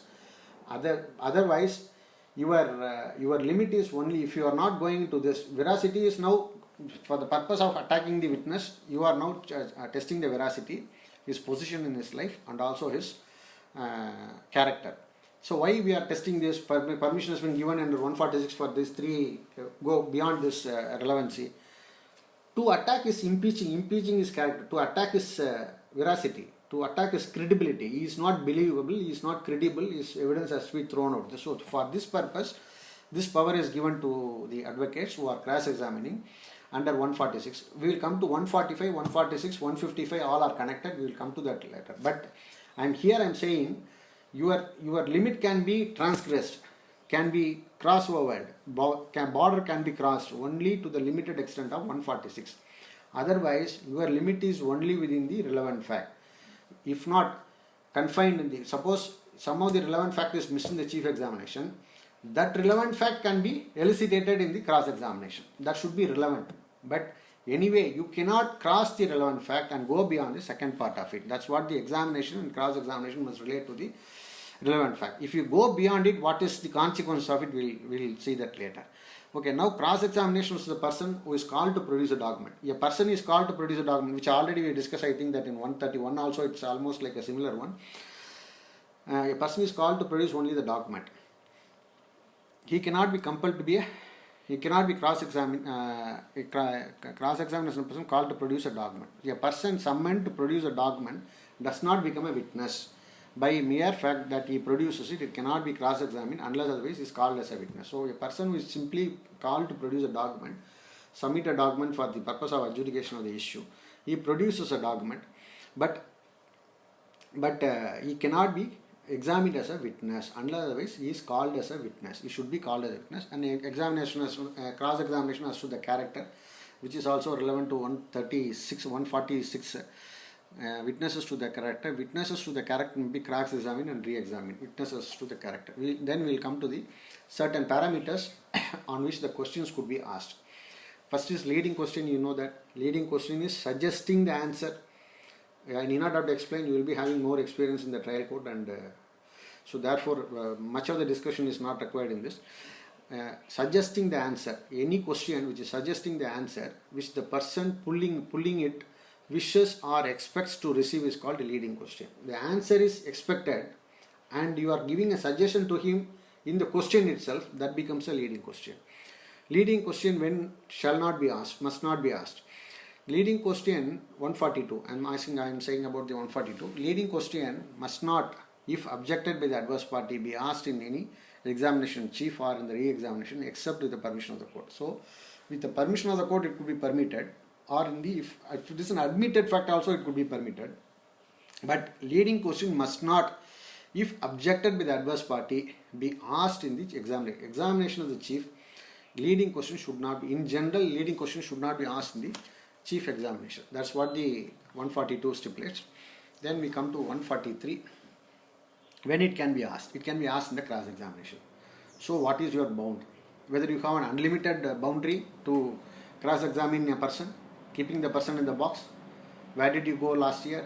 When did you come last year? Well, last year, from where you came, where, these are the things you are not supposed to ask unless otherwise relevant under section 138 bounds. 138 second part. Keep it again and again, I am saying, keep it in your mind, the 138 second part. We will have a comparative discussion also, just 10 or 15 minutes only, and so that understand what is a bounds, and if you transgress the bound, where you have to land in, and but the judges are not doing that. So taking a leniency, giving some leniency and leverage to the advocates, and they are not really using their powers what they possess. Once we transgress into the cross, that some limit is given, and what extent you can go beyond the limit is also provided in 145 and 146 of the Evidence Act. And if you transgress the limit, what would be the consequences also is being provided in the Evidence Act. So now it is 143. We are now in 143. Leading questions can be asked in the cross-examination. Always when you have leading questions can be asked in the cross-examination, bear it in your mind, you have a barricade under 138 of the Evidence Act. Here now comes the 144. Evidence as to the matter in writing. Here, any witness may be asked while under the examination whether any contract, grant, disposition of the property as to which he is giving evidence was not contained in the document. Simply without showing the document, you can be simply examined that the terms, the witness may be asked while under the examination whether contract, grant, property, disposition of the property as to which he is giving evidence is not contained in the document. If he says that it was contained in the document without marking the document, you see the second part. So a person could be cross-examined as to the contents of the document or the contract and terms of the document. If you see the second part, only if the document is available in the court. Keeping the document away from the court simply cannot be asked. If you go through the full section, we'll come to know about that. Please go through that. And was not contained in the document. If he says that it was contained in the document, or if he is about to make any statement as to the contents of any document, which in the opinion of the court ought to be produced. Opinion of the court is that document ought to be produced. In that case, the adverse party may object to such evidence being given until such a document is produced, until the facts have been proved which entitle the party who called the witness to give the secondary evidence of it. Leave the secondary evidence of it until the document is produced. The party, other adverse party, can object to such evidence. I am without producing the document, I say that I have a contract with some X. The terms of the contract are this. So is it not hit under section 91 and 92, what we yesterday dealt with? So the terms of the contract has to be proved by the document itself. So therefore the 144 has to be read along with the section 91 and also along with section 92. Exclusion of the oral agreement. 92 is the exclusion of the oral agreement. Here it is similar to that. Here also you are not producing the document, and without producing the document you are tend to admit those terms of the document, in which case the opinion of the court, you cannot give any evidence unless otherwise the document is produced. And also the adverse party can also oppose it. You produce a document and give evidence of it. That's it. The 145, 144. This is an examination. Evidence as to the documents in writing. Evidence as to documents in writing. If you want, you can connect it with the section 91, section 92, section 62, section 61, 62, 63, 64 and 65. All these things are here, which are integrated. 61 I said, document should be proved by means of the primary evidence and secondary evidence. What is primary evidence? Document itself is produced before the court of law, it's a primary evidence. What is secondary evidence? A copy or mechanical process or compared copy written. All these processes are 63 is evidence, that's secondary evidence. 64 evidence says a document shall be proved by the primary evidence alone unless exempted under the 65, under section 60 of the Evidence Act. This is what 61, 62, 63, 64. Along with that, if you compare it with the 91 and 92, 91 says the contract of the terms of the contract or a grant or disposition of the property, it shall be proved by the document itself, and any oral agreement cannot be permitted, they are excluded from being given as evidence. It's a 92. So therefore all these four sections, 61, 62, 63, 64, 65, 91, 92 and 144 should be read along together. Jointly it should be read so as to understand the comprehensive meaning of this. So we will come to the most important part of examination. That's examination as to cross-examination as to the previous statement in writing. This is, I think it is visible for you all. Cross-examination as to the previous statement in writing. Please go through this section 2 or 3 times and so as to give a clear picture about it. It contains 2 parts. First part is a witness may be cross-examined as to the previous statement in writing made by him, which is reduced into writing as to the relevant matters in question, without such a writing being shown to him or proved. Without even showing to that, it could be proved. But if you are intended to contradict him, if it is intended to contradict, second part is if he is intended to contradict him by writing, then his attention must be drawn, attention must be called to those parts before it is going to be proved, before the writing can be proved. His attention be called to those parts of it which are to be used for the purpose of contradicting. This contains 2 parts. First part is without showing the document, simply cross-examining him. Second part would be that showing the part of it and to say that you are now contradicting with the deposition here. The earlier part you said is totally different, and the part you are now saying, that the fact you are now saying here is different, and totally you are in omission or in contradiction. So therefore, whether you admit it or not, give me the explanations for it. This is how the opportunity for explanation is given under section 145 of the Evidence Act. Then the 145 Evidence Act has to be read along with the section 162 of the CRPC. Please go through the 162 of the CRPC also. What CRPC 161 and 162 says, it has to be conjointly read along with the 145 of the Evidence Act. So once you are, I'll give a small narration. under 145, you are cross-examining a particular person. He tends to give some false evidence which is not given in the previous statement, that is 161 and 162 section. For better understanding, we will take a criminal cases because it's practically it's not applicable in the civil cases. For better understanding of the 145, you are must and mandate you have to go to criminal cases alone. Here in the 145, you are permitted to cross-examine without showing the document whether this happened, that happened, leading question, all these things you can ask. And if you want to contradict him, that attention should be drawn to those part, the contradiction. What is the contradiction? That attention has to be drawn, and you have to seek an explanation. It's in consonance with the principles of natural justice. Why did you say like that? You said A there, you said C here. So why don't you say C there? C is there in the previous statement writing, but you are saying here, A is there in the previous statement writing, but here you say C.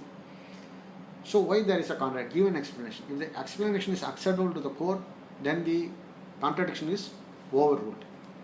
If the explanation is not acceptable to the court, then the contradiction survives and the credit of the witness will be impeached.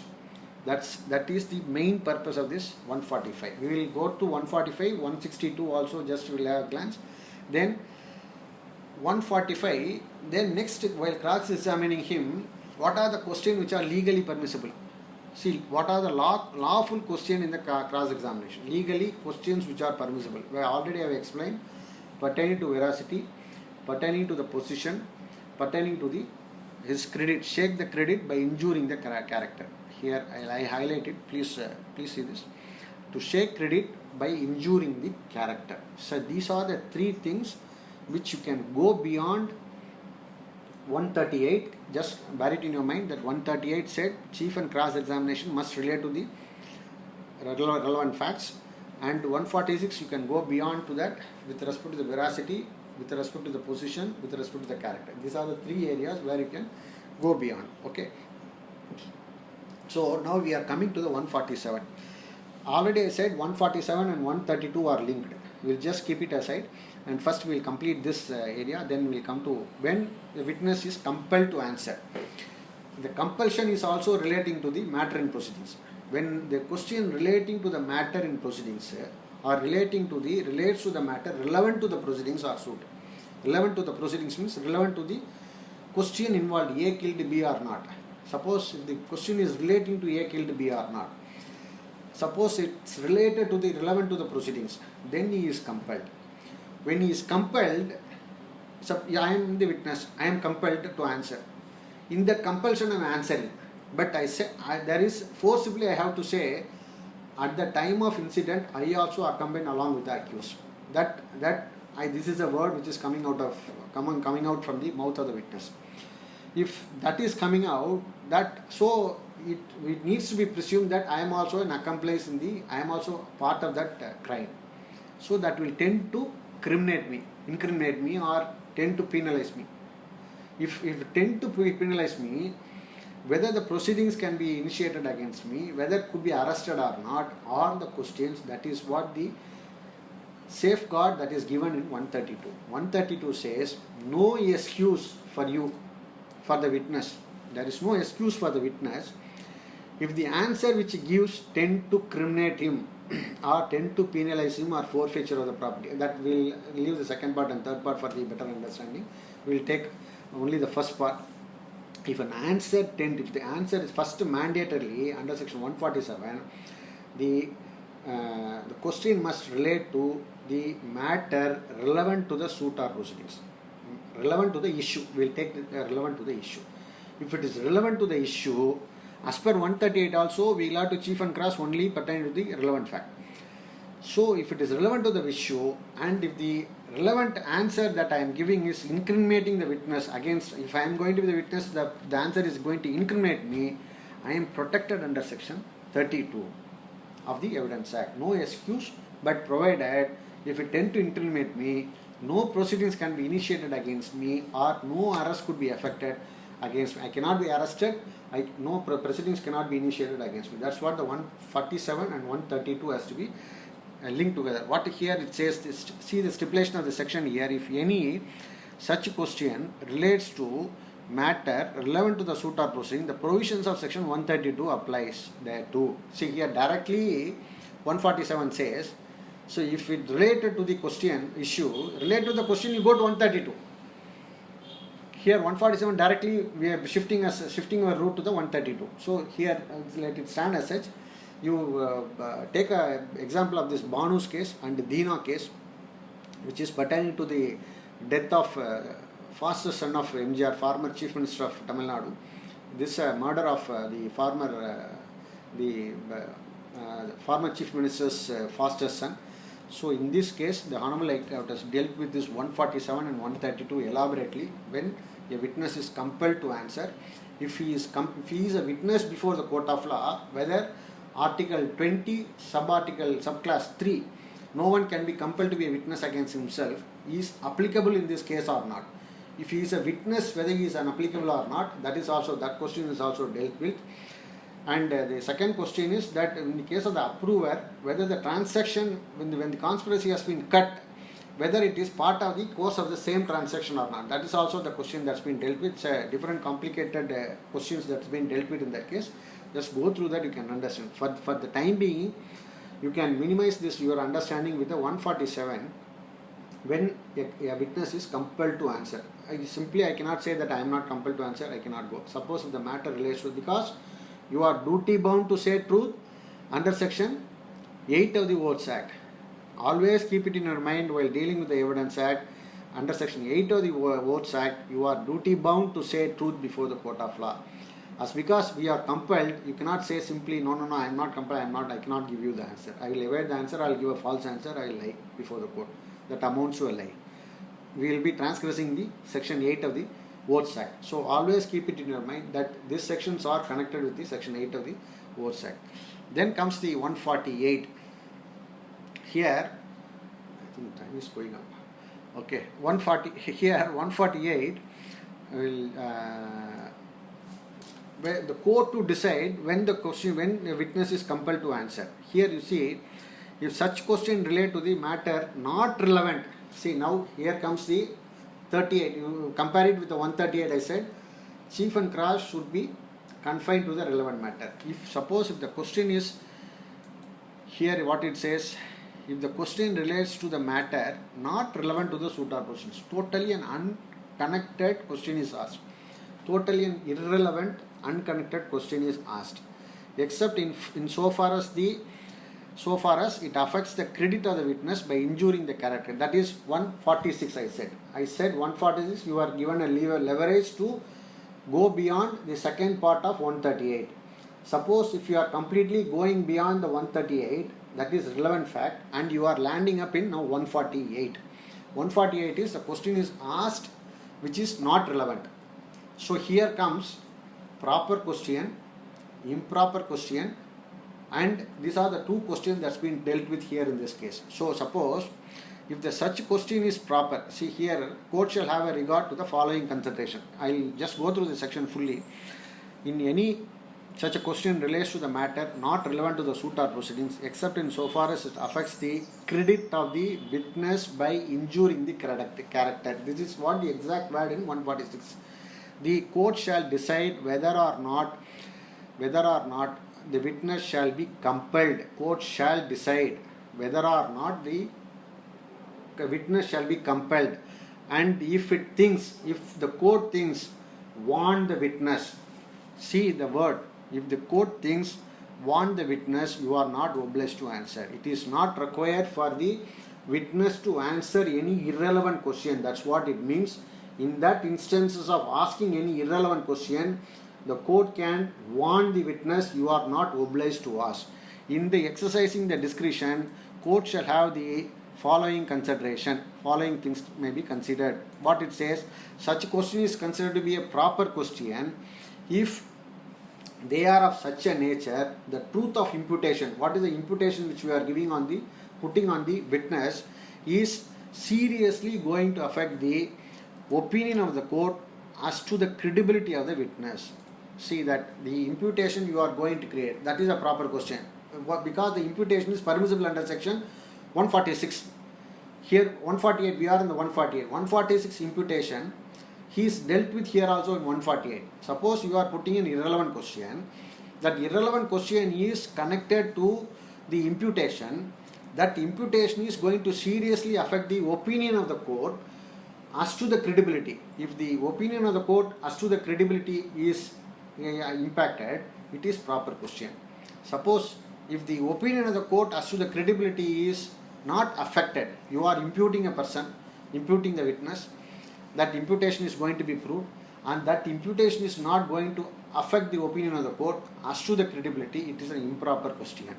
Then the question is also improper if there is a great disproportion and distance between the importance of the imputation and the character. Imputation, that's importance of the imputation and the importance of the evidence. Suppose completely an unimportant evidence it is. Completely it is not an unimportant. Completely it is an unimportant. It's not important evidence. Then what is the purpose of imputing that evidence? No purpose will be solved.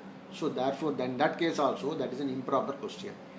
Then the fourth one is, court if it sees fit, draw an adverse inference. If this answer is going to be given, it will adversely affect his, it will be unfavorable to him, or it will adversely affect him, unfavorable to him. These are the four things which the court has to take into consideration. So this is 148. 140, as per the 148, the court shall warn the witness that you are not obliged to answer. Here it's important. We will go to comparative chart. Just we'll complete this. Then 149. Suppose your questions are not well founded. You are asking some questions as to the imputation, but that is not well founded, but it is a malicious one, or without having any basis, or without having any evidence. Here the questions not to be asked without reasonable grounds. There is a checkpoint that is being given here for the cross examination and the advocate's power to ask cross examination, and the power to cross examine. No questions, no such questions as is referred to under section 148 ought to be asked unless the person asking it has a reasonable ground for thinking that imputation which it conveys is well founded. Imputation which it conveys is well founded. So unless it is well founded in imputation, such imputation question shall not be asked. Should not know such questions as referred to in section 148 ought to be asked unless it is well founded. 148 imputation questions should be asked. In other words, we can say 148 imputations under 148 imputations questions could be asked only if it is well founded and with the base and with proper strength. Otherwise, if it is not well founded, it becomes an unreasonable question. In case of unreasonable question, where you will end up. Then it comes to 150. When you come to 150, the court, in case of the question being asked without any reasonable grounds, if the court is of the opinion that such a question is asked without reasonable grounds, it may, if it was asked by any barrister, pleader, vakil, attorney, report the circumstances to the High Court or any other authority to which such a barrister, pleader, vakil or attorney is a subject in the exercise of the profession. Please see this, 150. I hope I believe that this provision has never been used by anybody else in any courts. Here there is a checkpoint that is given. That's what I said, that in 138, 136, 138, 148, 149, 150 has to be compared together. If all these things are compared together, you will come to know about the limits of the cross examination within which we can travel. If it is going to be unreasonable, you are in second part of the 138, you are mandatorily, you have to confine your chief and cross with the relevant fact, in the relevant fact alone. If you have to cross it, you can cross it to the level of 146 Evidence Act, veracity, position and character. That is attacking the imputation.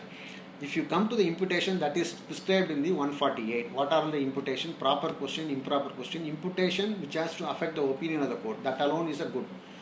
Otherwise it is a ill-founded. Ill-founded means not well-founded. If it is well-founded, if it is not well-founded, it will fall under section 149, unreasonable question. Question which are without any reasonable grounds.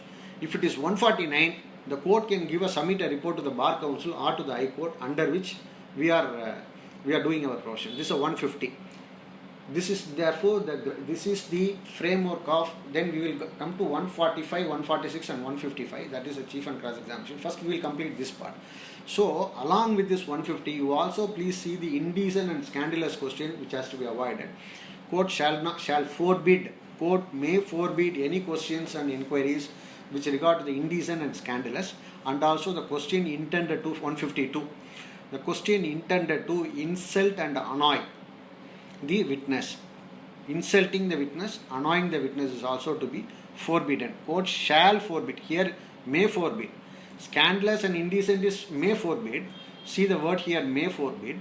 But here court shall forbid any insult and annoyance to a question which appears to be intended to insult or annoy or such, or which through proper in itself appears to the court needlessly offensive in the form, right? Court shall forbid the questions which are intended to insult and annoy.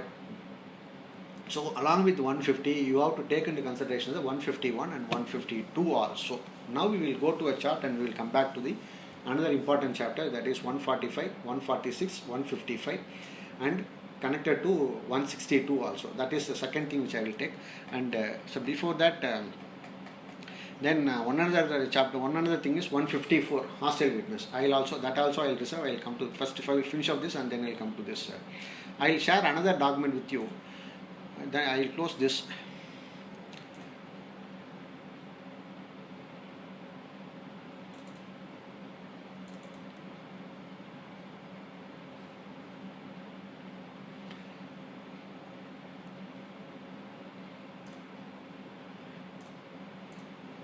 This document is visible, sir? Stop sharing.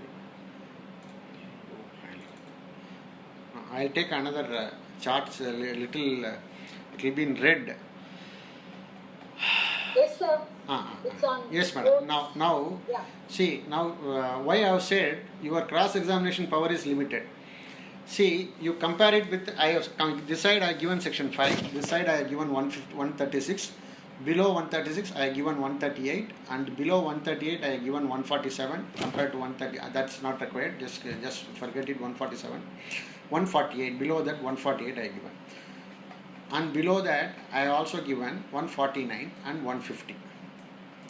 And along with the 150, I said that scandalous and indecent, insult, annoy questions should be avoided. Along with the 151, 152, just go through that. But for the purpose of the relevancy, I am taking out this. I am just showing this, please see the chart. See, under section 5 of the Evidence Act, I have given 5 of the Evidence Act. Under section left side, under section 5 of the Evidence Act, what Evidence Act 5 stipulates is that evidence may be given in any suit or proceedings, the existence and non-existence of every fact in issue and other fact, and of no others. The evidence may be given only as to the fact in issue and the relevant fact, and of no others. Here there is a bar that's been put for us. Evidence cannot be led with respect to the irrelevant fact. So this section 5 is now compared along with section 136. Here I have given here, please see this. The either party proposes to give an evidence of any fact. Judge may ask, judge is putting a question to us, what manner the alleged fact if proved, here it is written, what manner the alleged proof, if it is proved, would be relevant. Judge shall admit that evidence if he thinks that if it is proved it would be relevant, and of no, not otherwise. Here you see the and of not otherwise. Here and of no others have some connection. Section 5 and of no others go. Here section 136 la not otherwise go. There is a connectivity. Judge shall admit only the relevant fact alone, not the irrelevant fact. See the connection between these 5 and 136. Here the question, he shall question. Here I have given the mandate of 136. Put a question, what manner if it is admitted it would be relevant. It shall admit only if it first put a question, what manner if it is admitted it would be relevant, and shall admit only if it is relevant. Number 2. under section 136. I am saying under section 136. Number 3, not otherwise. Here says not otherwise. So if it is not going to be relevant, he will not admit that answer at all. Here, warning is given under section 148. We will go to 148 later. Okay. Then here 136 is compared with the 138.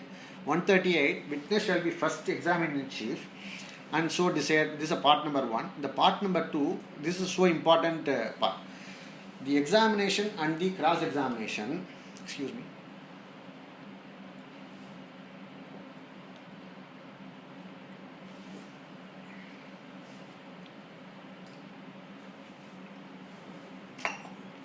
The examination and the cross-examination must relate to the relevant fact. And what is the third part says?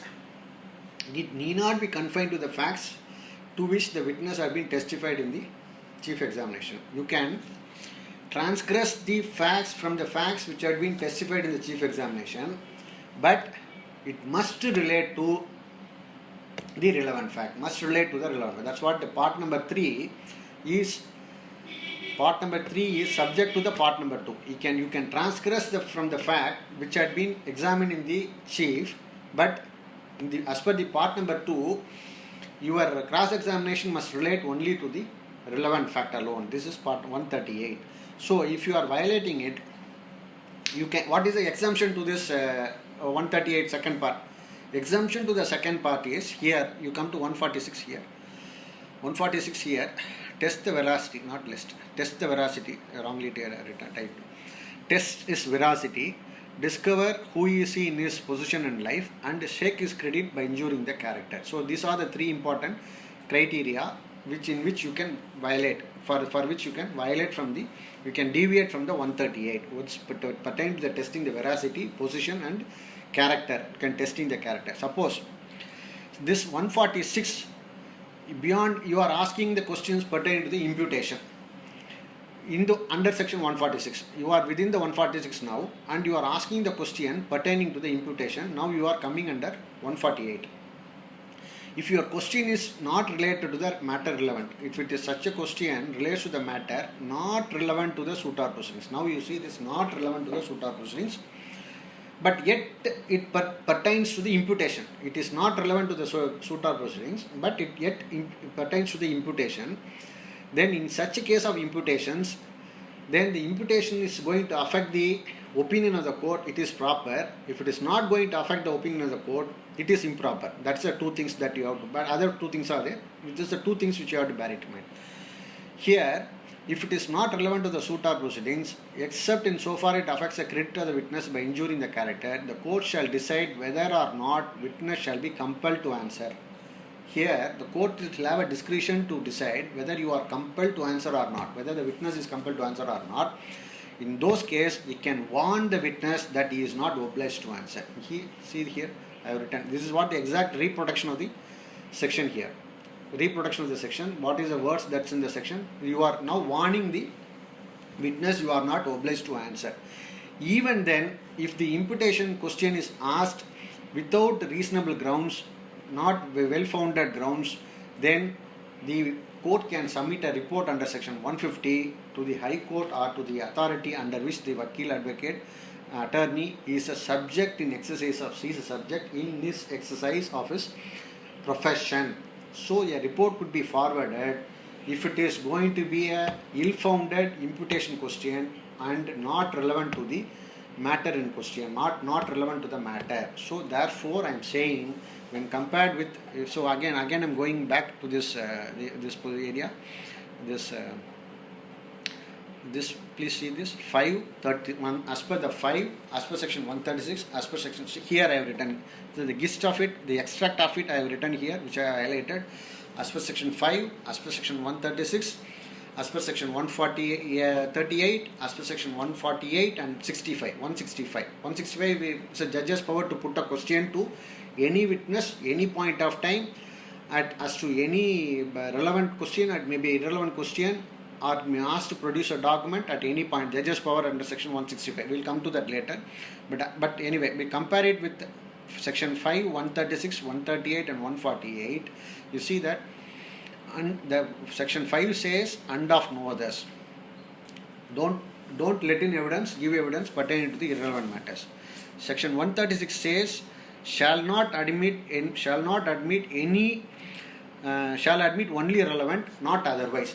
See, 136 says, shall admit only relevant, not otherwise. Then comes 138. 138's chief and cross relate to the relevant questions alone, relate to the relevant facts alone. That is 138 mandates. Now, under 148, there is a warning that has to be given by the judge that you are not obliged to answer. This is what is the framework. Then, to find out the truth of the issue, judge may to discover and obtain the proof of the relevant fact. 165. Here I have written 165. To obtain the truth and obtain the proof of relevant fact, judge may ask any question, relevant, irrelevant, to any party or any witness, any time, any form, and production of any documents also. This is a power under section 165 of the.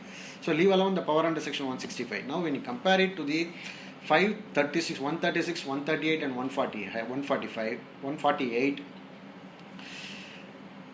and of no others is one of the important thing. Not otherwise is another important thing. Chief and cross must relate to the relevant fact is the another thing. And the judge shall warn the accused that you are not obliged to answer is another thing. And also under 136, judge can also put a question in what manner if it is going to be admitted, it would be relevant. Suppose the judge thinks that it is not relevant, he shall not admit it. He shall not admit it, and not otherwise. That is, here there is a not otherwise is given. So these are the four sections 5, 136, 138 and 148 which puts a boundary to you pertaining to the cross-examination. Beyond the boundary, if an advocate travels, then the consequences would be that it would be an unreasonable question under section 149 and the report could be submitted under section 150 to the Bar Council or the High Court as per section 150. This is what its mandates. Now, this I think that this cross-examination area and bounds, I think that I have done it. Then we will come to 145 of the Evidence Act. 145 of the Evidence Act is cross-examination as to the previous statement writing.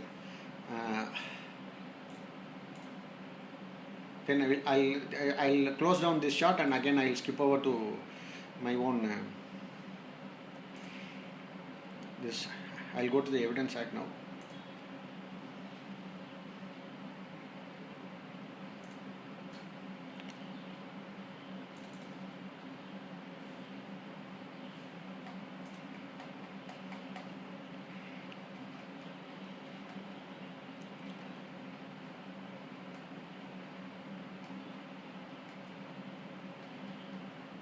Here now we'll come to the next chapter as to the cross-examinations to the previous statement, how to elucidate the contradictions. That is the important thing in this 145.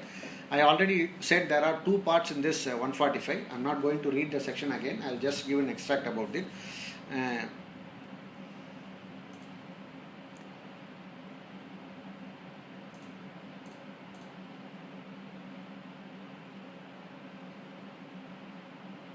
I'm just giving an extract about it. A witness shall be cross-examined without showing the document to him. But once you want to contradict him, his attention must be drawn to those documents or part of the documents which are used for the purpose of contradicting. If you contradict, this 145 has to be read along with section 162 of the CRPC. 162 of CRPC, I'll just read it. 161, you know that any person acquainted with the facts and circumstances of the case, he has to disclose the facts, truth to the police officer under section 161 of the CRPC. Then the police officer who is taking the facts and circumstances from the witness or the prospective witness, he has to reduce that into writing. This writing will become a previous statement in writing as per section 145 of the Evidence Act. This is a previous statement in writing. If you compare this 145 with the section 162 of the CRPC, 162 I'll give a glance of it. See, the 161 statement cannot be used for any purpose, And if it is going to be proved, the fact which is stated in 161 is going to be proved in the court also, then it could be used only for the purpose, cannot be used for any purpose except the contradiction under section 145 of the Evidence Act. That's what the reading here. It cannot be used for any purpose except to contradict the witness under section in the manner provided under section 145 of the Evidence Act. This is what is so 162 and this 145 both are relevant. So once you contradict that witness under section 145, then the veracity of the witness will get impeached. What he stated there one point of time before the police officer is a different thing, and what is he stating before the court is a different thing. Therefore, the credibility of the witnesses goes out. Once the credibility of the witnesses goes out, where he will land? 145. The consequence of the 145, already 146 I have discussed. 145 you can also see 145 is for the purpose of cross-examination and for the purpose of contradicting a witness. 146 is for the purpose of impeaching the witness. The 145 and 146 both will land up in 155 of the Evidence Act. What 155 of the Evidence Act says? Impeaching the credit of the witness. Here, 155, it says the credit of the witness can be impeached by the following ways: by the adverse party, or with the consent of the court by the party who calls him also, by evidence of a person who testify that from their knowledge, from his knowledge, the witness believes him to be unworthy of credit. That is, by means of a person, by testifying a person, that person will testify and say, depose before the court, that the witness is unworthy of credit. Who's that? The earlier witness. I am leading another witness here in the defense. This defense witness will say, no, that witness is unworthy of credit. That's what is the first paragraph. Second one is, he accepted some bribe for the purpose of giving this evidence. So here, by proof of the witness has been bribed, or has accepted an offer of the bribe and has received any other corrupt inducement for the purpose of giving this evidence. By proof of the former statement inconsistent with the part of his evidence which is liable to be contradicted. By proof of the former statement. I am giving the former statement which is something like FIR, and the FIR is inconsistent to the any part of the evidence now testified before the court which is liable to be contradicted. Suppose in the FIR he says A and B attacked. Here before the court he says C and D attacked.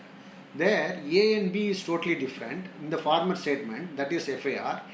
Here C and D is totally different, which is before the court of law. So therefore, by proof of the earlier former statement, that is the FIR, you are now contradicting the evidence before the court. See that what you have stated is not stated in the FIR. Therefore, your credit is impeached. This is what the impeaching the credit. See, apart from these three parameters which are stated here, also that 146, the effect of 145 and the effect of 146 also will land in 155, and the credit of the witness will be impeached and his credibility will be reduced and he will be liable to be rejected. This is how the scheme has to be seen. This is 145, 146 and the effect would be 155, impeaching the credit of the witness. This is how it has to be explained. So now we will go to, I hope that you will understand this. For this purpose, 145, we can, I will give a small illustrations which is illustrated in Magesh versus State. Magesh versus State, you can go through that. And also Sudhagar versus State is also second case. Again, both are from Madras High Court. Very detailed explanation about the contradictions. And one another case, Tahsildar Singh's, if you want to go further research in this area, you can go to Tahsildar Singh's case. That is Supreme Court judgment. In the Magesh case, a boy will come, the accused will come inside, he will trespass into the house, attack mother, he will kill the daughter after raping her, after committing a rape. Mother will say before the court that at the point of time, I saw the accused. Before the court she will say that at the point of time I have seen the accused and he only entered and he ransacked everything and he killed my daughter also. But in the chief examination, in the 161 statement, a contrary view will be written there. At the time of entering this accused entering into my house, I was sleeping. This is how the 161 statement will say. But the appellant counsel before the court, the accused counsel before the appellate court, he will say there is a contradiction between the 161 and the deposition that's been given by the PW1 before the court. That this is the mother before the court. This is the contradiction. Then the court will overrule the contradiction, say whether this contradiction has been established as per the law, as per the 145. As per the law means as per the 145. What is 145? That's what has been explained there in Magesh case. That the first part, simply you can cross-examine him without showing the previous document, previous statement in writing, that is 161 statement. Second, you should have shown it and you should have asked for the explanation. Why did you say that at the time of entering, I was sleeping before the police officer? This is what your statement in the police officer. Otherwise, what did you say before the police officer? This is how it has to be shown, but before contradicting him, before contradicting the mother, that part of the statement should have been shown to the mother and asked for the explanation. Why did you say like this? Now you are saying a different thing. That explanation should have been offered to the judge, pertain to the contradiction. If it is accepted by the judge, then the acceptance will be the effect of the acceptance will be that it will nullify the contradiction. Suppose if it is not accepted, the credit of the witness or the credibility of the witness will be impeached before the court. This is how the first one example. Second one is the Sudhagar's case. In the Sudhagar's case, in the first accident report, the deceased sons will take him to the deceased will be attacked by the accused, about 3 or 4 persons. Both are relative. This group, accused group and the deceased group, both are relative. The deceased son will take him to the doctor. 2 sons will take him to the doctor. Before the doctor, they will say that the incident happened before the accused house. Before the court, they will say the incident happened before the deceased house. Before the deceased house, before the court. But in the accident register, the incident happened before the accused house. That's both are separated by about 3-4 kilometers. Now there is a contradiction that exists. This contradiction was about to be elucidated before the appellate court. That's before the High Court of Madras. Then the division bench said whether this contradiction has been elucidated as per the law. This is the first question. That's as that of the Magesh case. Magesh case also, you have to show the contradiction and you have to offer him an opportunity, explain it or rebut it or disprove it. Either of the 3 opportunities should be given, rebut it or explain it. If the explanation is going to be accepted, the contradiction will vanish. If the explanation is not going to be accepted, the contradiction will survive. So the Sudhagar case and Magesh case will be the simple case for the purpose of understanding what is contradiction, how it has to be elucidated as per the law. Otherwise, the court can simply reject it. No, this contradiction cannot be taken. This contradiction has not been established as per the law. So these 2 cases. Apart from these 2 cases, in the Sudhagar case, the Honorable High Court Judge will rely upon one case by name Bhagwan Singh's case in 1950s and another case Ranjinder Prasad's case. This case is also 1960 somewhere. And third one is some Nagar Singh's case. For the purpose of contradiction, elucidating the contradiction, you can see all these 5 cases. I'll say once again, Magesh, then next one is Sudhagar, next one is Bhagwan Singh, next one is Ranjinder Singh, next one is Nagar Singh, Nagarshingh, Nagar Singh. These are the 5 cases we can treat as far as the elucidating the contradictions as per section 145 of the Indian Evidence Act. This I will now close this and I will come to this another chart, and this are now the chapter of 145, 146 and 155 as I have completed that. What is remaining is 154. I think time is going beyond 1, and just give me 10 minutes or 15 minutes. I'll just try to finish it off, and I'll just show you another chart which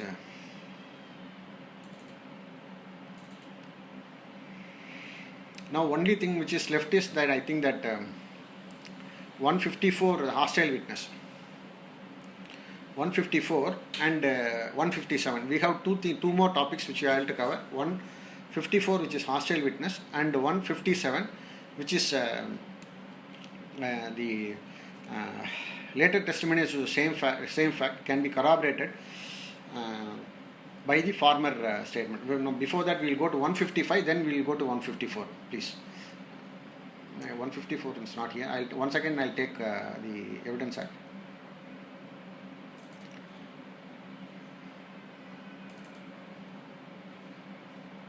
So most important section, it is 155, 157.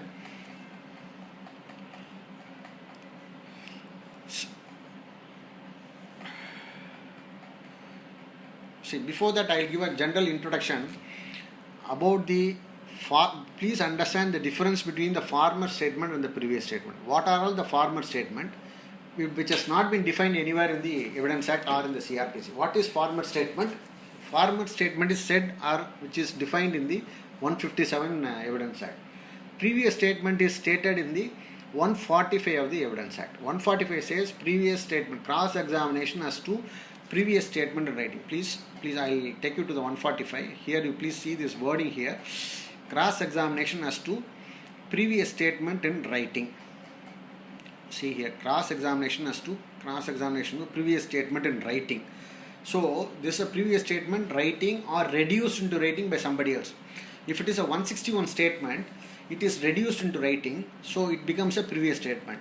But what is former statement? Former statement is defined in 157. Here 157 says only two kinds of former statement. Here the statement which is given at or about the time when the incident has happened. This is, see this, in order to corroborate the testimony of the witness before the court. In order to corroborate means in order to strengthen, in order to give a strength to the testimony in the court, the former statement made by such witness, same witness, a former statement made by same witness relating to the same fact at or about the time when the fact took place or before any authority legally competent to investigate the fact may be proved. See, please understand. See, two things are defined here. One is the statement which has been made at or about the time when the fact took place, when the crime took place, at or about the time when the crime took place, or before any authority legally competent to investigate. Suppose immediately after the occurrence, I go and register an FIR. This is an statement which is given to an authority competent to investigate. So I am giving a statement, injured witness in the hospital giving a statement to the sub-inspector who came to register the case. So this is the statement given to the authority legally competent to investigate. This is formal statement. Another statement is the statement which is at or about the time when the incident has happened. So here I will give you example. In the Rameshwar case, child immediately after the mother comes, the child says that I was raped by so and so accused. This is the statement which is at or about statement, which is falling under section 57. This statement, if it is going to be deposed by the child as well as by the mother before the court of law, this substantive testimony of the child will be corroborated by this statement, the statement which is given at or about the time when the incident has happened. So this is what the statement I have given to my mother at the time the mother came to my house, and mother also will depose. This is what my child has stated to me. If these two statements are corroborative piece of evidence which will corroborate the real testimony which is given before the court as to the occurrence, as to the fact in issue. This is one example I can give, Rameshwar case. Second one is, if you take an High Court judgment by name Priya, wherein the deceased name will be Mala, where neighboring, the accused is of the neighboring house, accused will reside in the neighboring house. She will come because of some animosity. She will come and attack this lady mother, Priya, this Mala, this is Mala, in the early morning by about 6:30 or 7 o'clock. At the time I was about to get up from the bed. This will be witnessed by only daughter. The boy will be outside the house. The deceased will have one boy and one, both are child witness, one boy and one girl, and the girl will come and say, my mother has been attacked by auntie, neighboring auntie, let's say auntie. The boy will rush in and he will say that he will see his mother in pool of blood, and immediately will call his uncle and father who already has left for a job. So this statement which is given by this daughter, that's the sister, to the brother is the at or about statement. The statement which is given at or about the time when the incident has happened. This is the formal statement. Likewise, Rameshwar case, the statement which is given by the victim to the mother is also a formal statement. A statement which is given to the police authority for the purpose of registering FIR is the formal statement. A statement which is given under section 164 of the CRPC to the magistrate, 164 statement, I am not saying the 164 confession, 164 statement by the witness to the magistrate is the formal statement. Likewise, a statement which is given to the RDO for any death which is inquired by him for death of the female immediately within the 7 years of marriage or suspicious death, any RDO inquiry, if any any statement is given to the RDO or executive magistrate or a district collector, district magistrate, this will fall under section 157. This is a formal statement in writing. For this purpose, you can go to one HON'BLE case. HON'BLE case, Tudiyalur police station, that is also Madras High Court. You please go through that for the purpose of understanding what is a formal statement that is given to the now judicial magistrates are now empowered to investigate the custodial death and custodial rape once which has happened in the custody of the police under section 176 1A. So that if evidence is going to be collected, if he conducts an inquiry and records evidence, that is also will fall under section 157 of the Evidence Act. It's a formal statement in writing. All excepting this, all other statement are previous statement which will fall under section 145 of the Evidence Act, and it will be a formal statement which will be used for the purpose of cross examination. But this formal statement could be used for the purpose of corroborating the later testimony deposition before the court of law, and therefore it could be under section 157. This is said that any formal statement could be used for the purpose of corroborating the later testimony as to the same fact in the court of law. This is how the one formal statement and previous statement has to be distinguished. Then we will come to section 154 of Evidence Act, which is the hostile witness.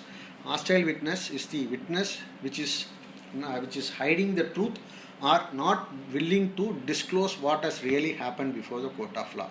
In that incidence, if you take the 154, in that incidence, the party who is calling him, he is empowered to put all questions put by the adverse party. That is almost like a cross examination for the purpose of elucidating the real fact, for the purpose of showing it before the court. For this, for the purpose of illustrating what really has given in the previous statement in writing, that is in the 161 statement or 162 statement, and deposing before the court. In contrary to that, we want to elicit. The prosecution will cross-examine it. It doesn't mean that prosecution is permitted to cross-examine. Prosecution is entitled to ask any question that could be put by the adverse party. That's it. It cannot be termed as a cross-examination. It is something like, you have now deviated from the version. I want to put you some question for the purpose of elucidating it.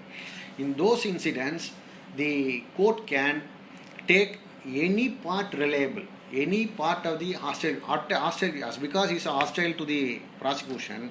It need not be that the entire prosecution has to be rejected. He can be relied upon still. He can be relied upon with respect to any part of that which the court inspires, which court is having a confidence, or which the part which inspires the confidence of the court.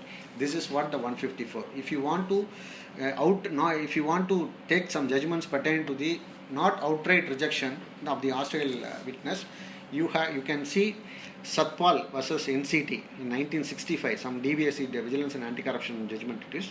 You can see Satpal Singh. It is Satpal, not Satpal Singh. It is Satpal versus Delhi administration. You can take it from the Indian Qanun. Satpal. Next one is, then I'll give one Madras High Court judgment, that is Murugan In that Murugan case, two important judgments will be extracted. One is Gura Singh, G-U-R-A-S-I-N-G-H, Gura Singh, 2001, 3 SEC 190, page number. Another one is Narayanan Nattu Nayak, that is 1971, 1 SCR 133. These are the two important judgments that's been extracted. I will show you that extract of the page for your simple understanding. Just bear with me for 5 minutes, I will just finish it off. Is that document is visible? Document taking is a big problem for me. Share screen. Yeah, here I'll just go to the last page. Child witness, accomplice witness.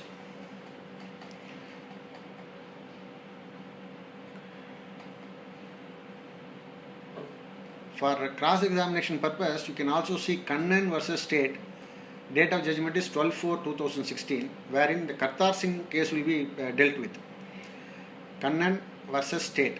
This is 12/4/2016 for cross-examination. Now we are in 154.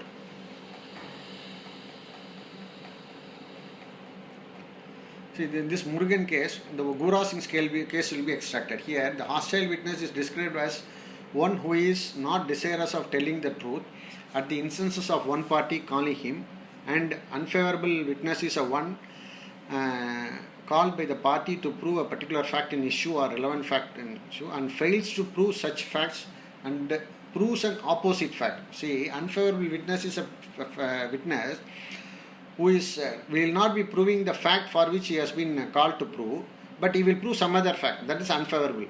But the hostile witness is one, he is not desirous of telling truth. So here in India, right of cross-examination, in right to cross-examine a witness, I will just go through the paragraph from which you can understand. You can also search Gura Singh and Kannan case. It's a Kannan, not it's a Murugan case. Murugan applied. Please see the Murugan. And criminal appeal number is 708 of 2011, and in which this Gura Singh's case is extracted. What is hostile witness, what is unfavorable witness. And here in India, right to cross-examine a witness by a party calling him is governed by 154 of the Indian Evidence Act, which permits him to put any question to him which might be put to him as provided under section 142 of the Evidence Act.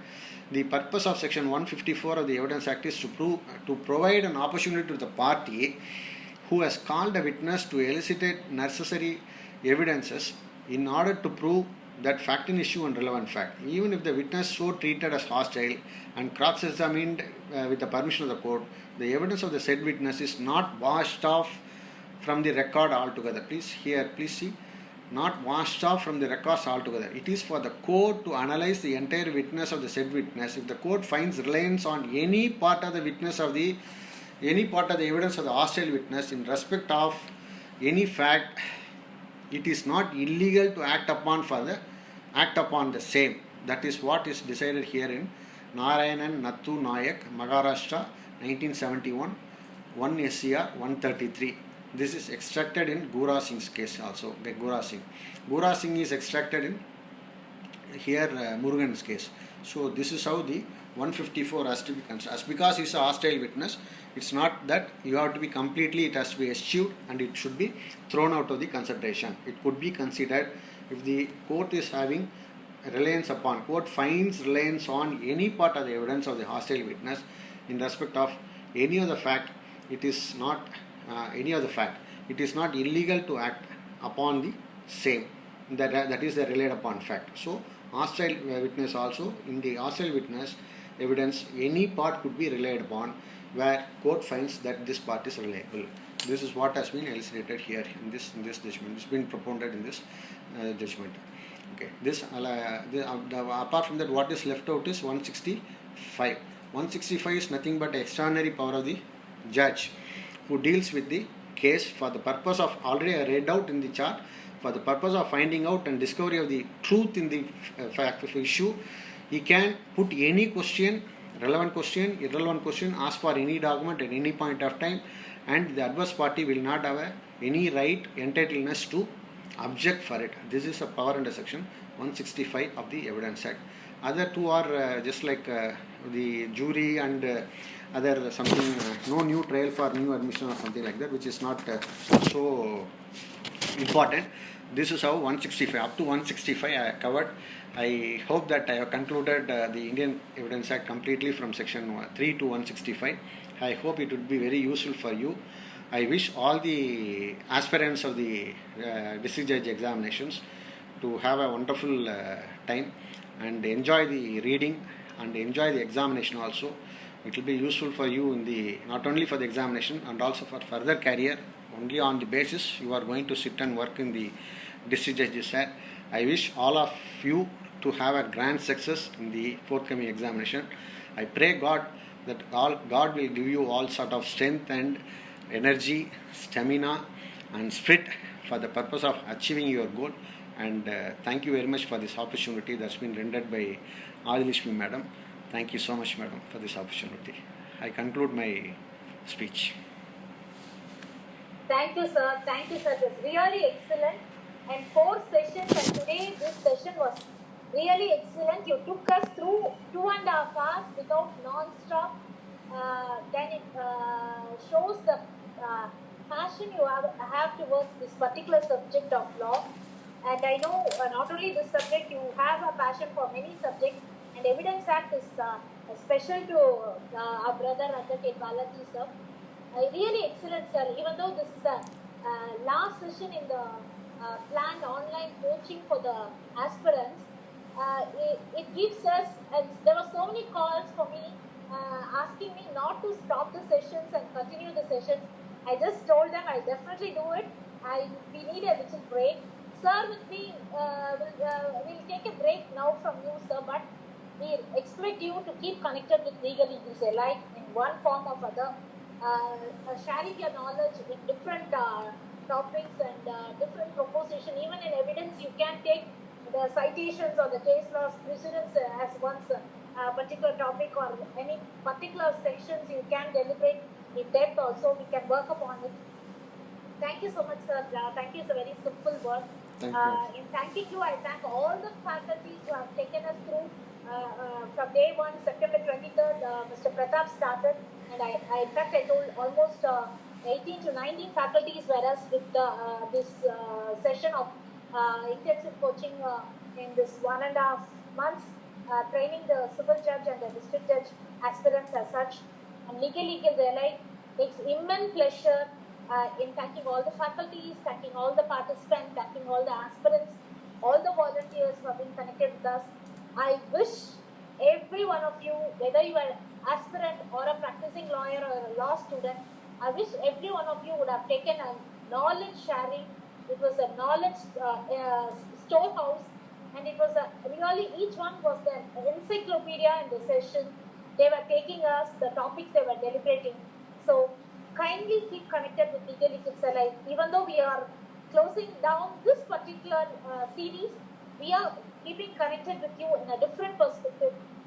Legal Eagles alike will be continuing with you. Balaji sir will be with you in a different topic, a different form. So for now, I take leave from every one of you. On behalf of Legal Eagles alike and all the participants here, thank you so much, Balaji sir. We thank every one of the faculty. It was an immense pleasure traveling with every one of you. Thank you, my dear friends. Thank you, my dear volunteers. Thank you, my dear participants. Thank you, aspirants. Legal Eagles alike wishes every one of you a very, very bright future, both in your personal and your professional career. So, this session, this 100 hours intensive coaching, online coaching closes now officially. Legal Eagles alike is opening again at 2:45 p.m. for the advocacy program on the Transgender Persons Act. It is open for all the legal fraternity to know about the law and the transgenders. The first transgender women advocate, Satyashri Sharmila, is going to be live with you to tell about her story, and it is going to be inspiration. And Kalaimamini Sudha, a transgender woman and a good friend of mine, will be with you. And this is co-hosted by Voluntary Health Services and Sri Rakta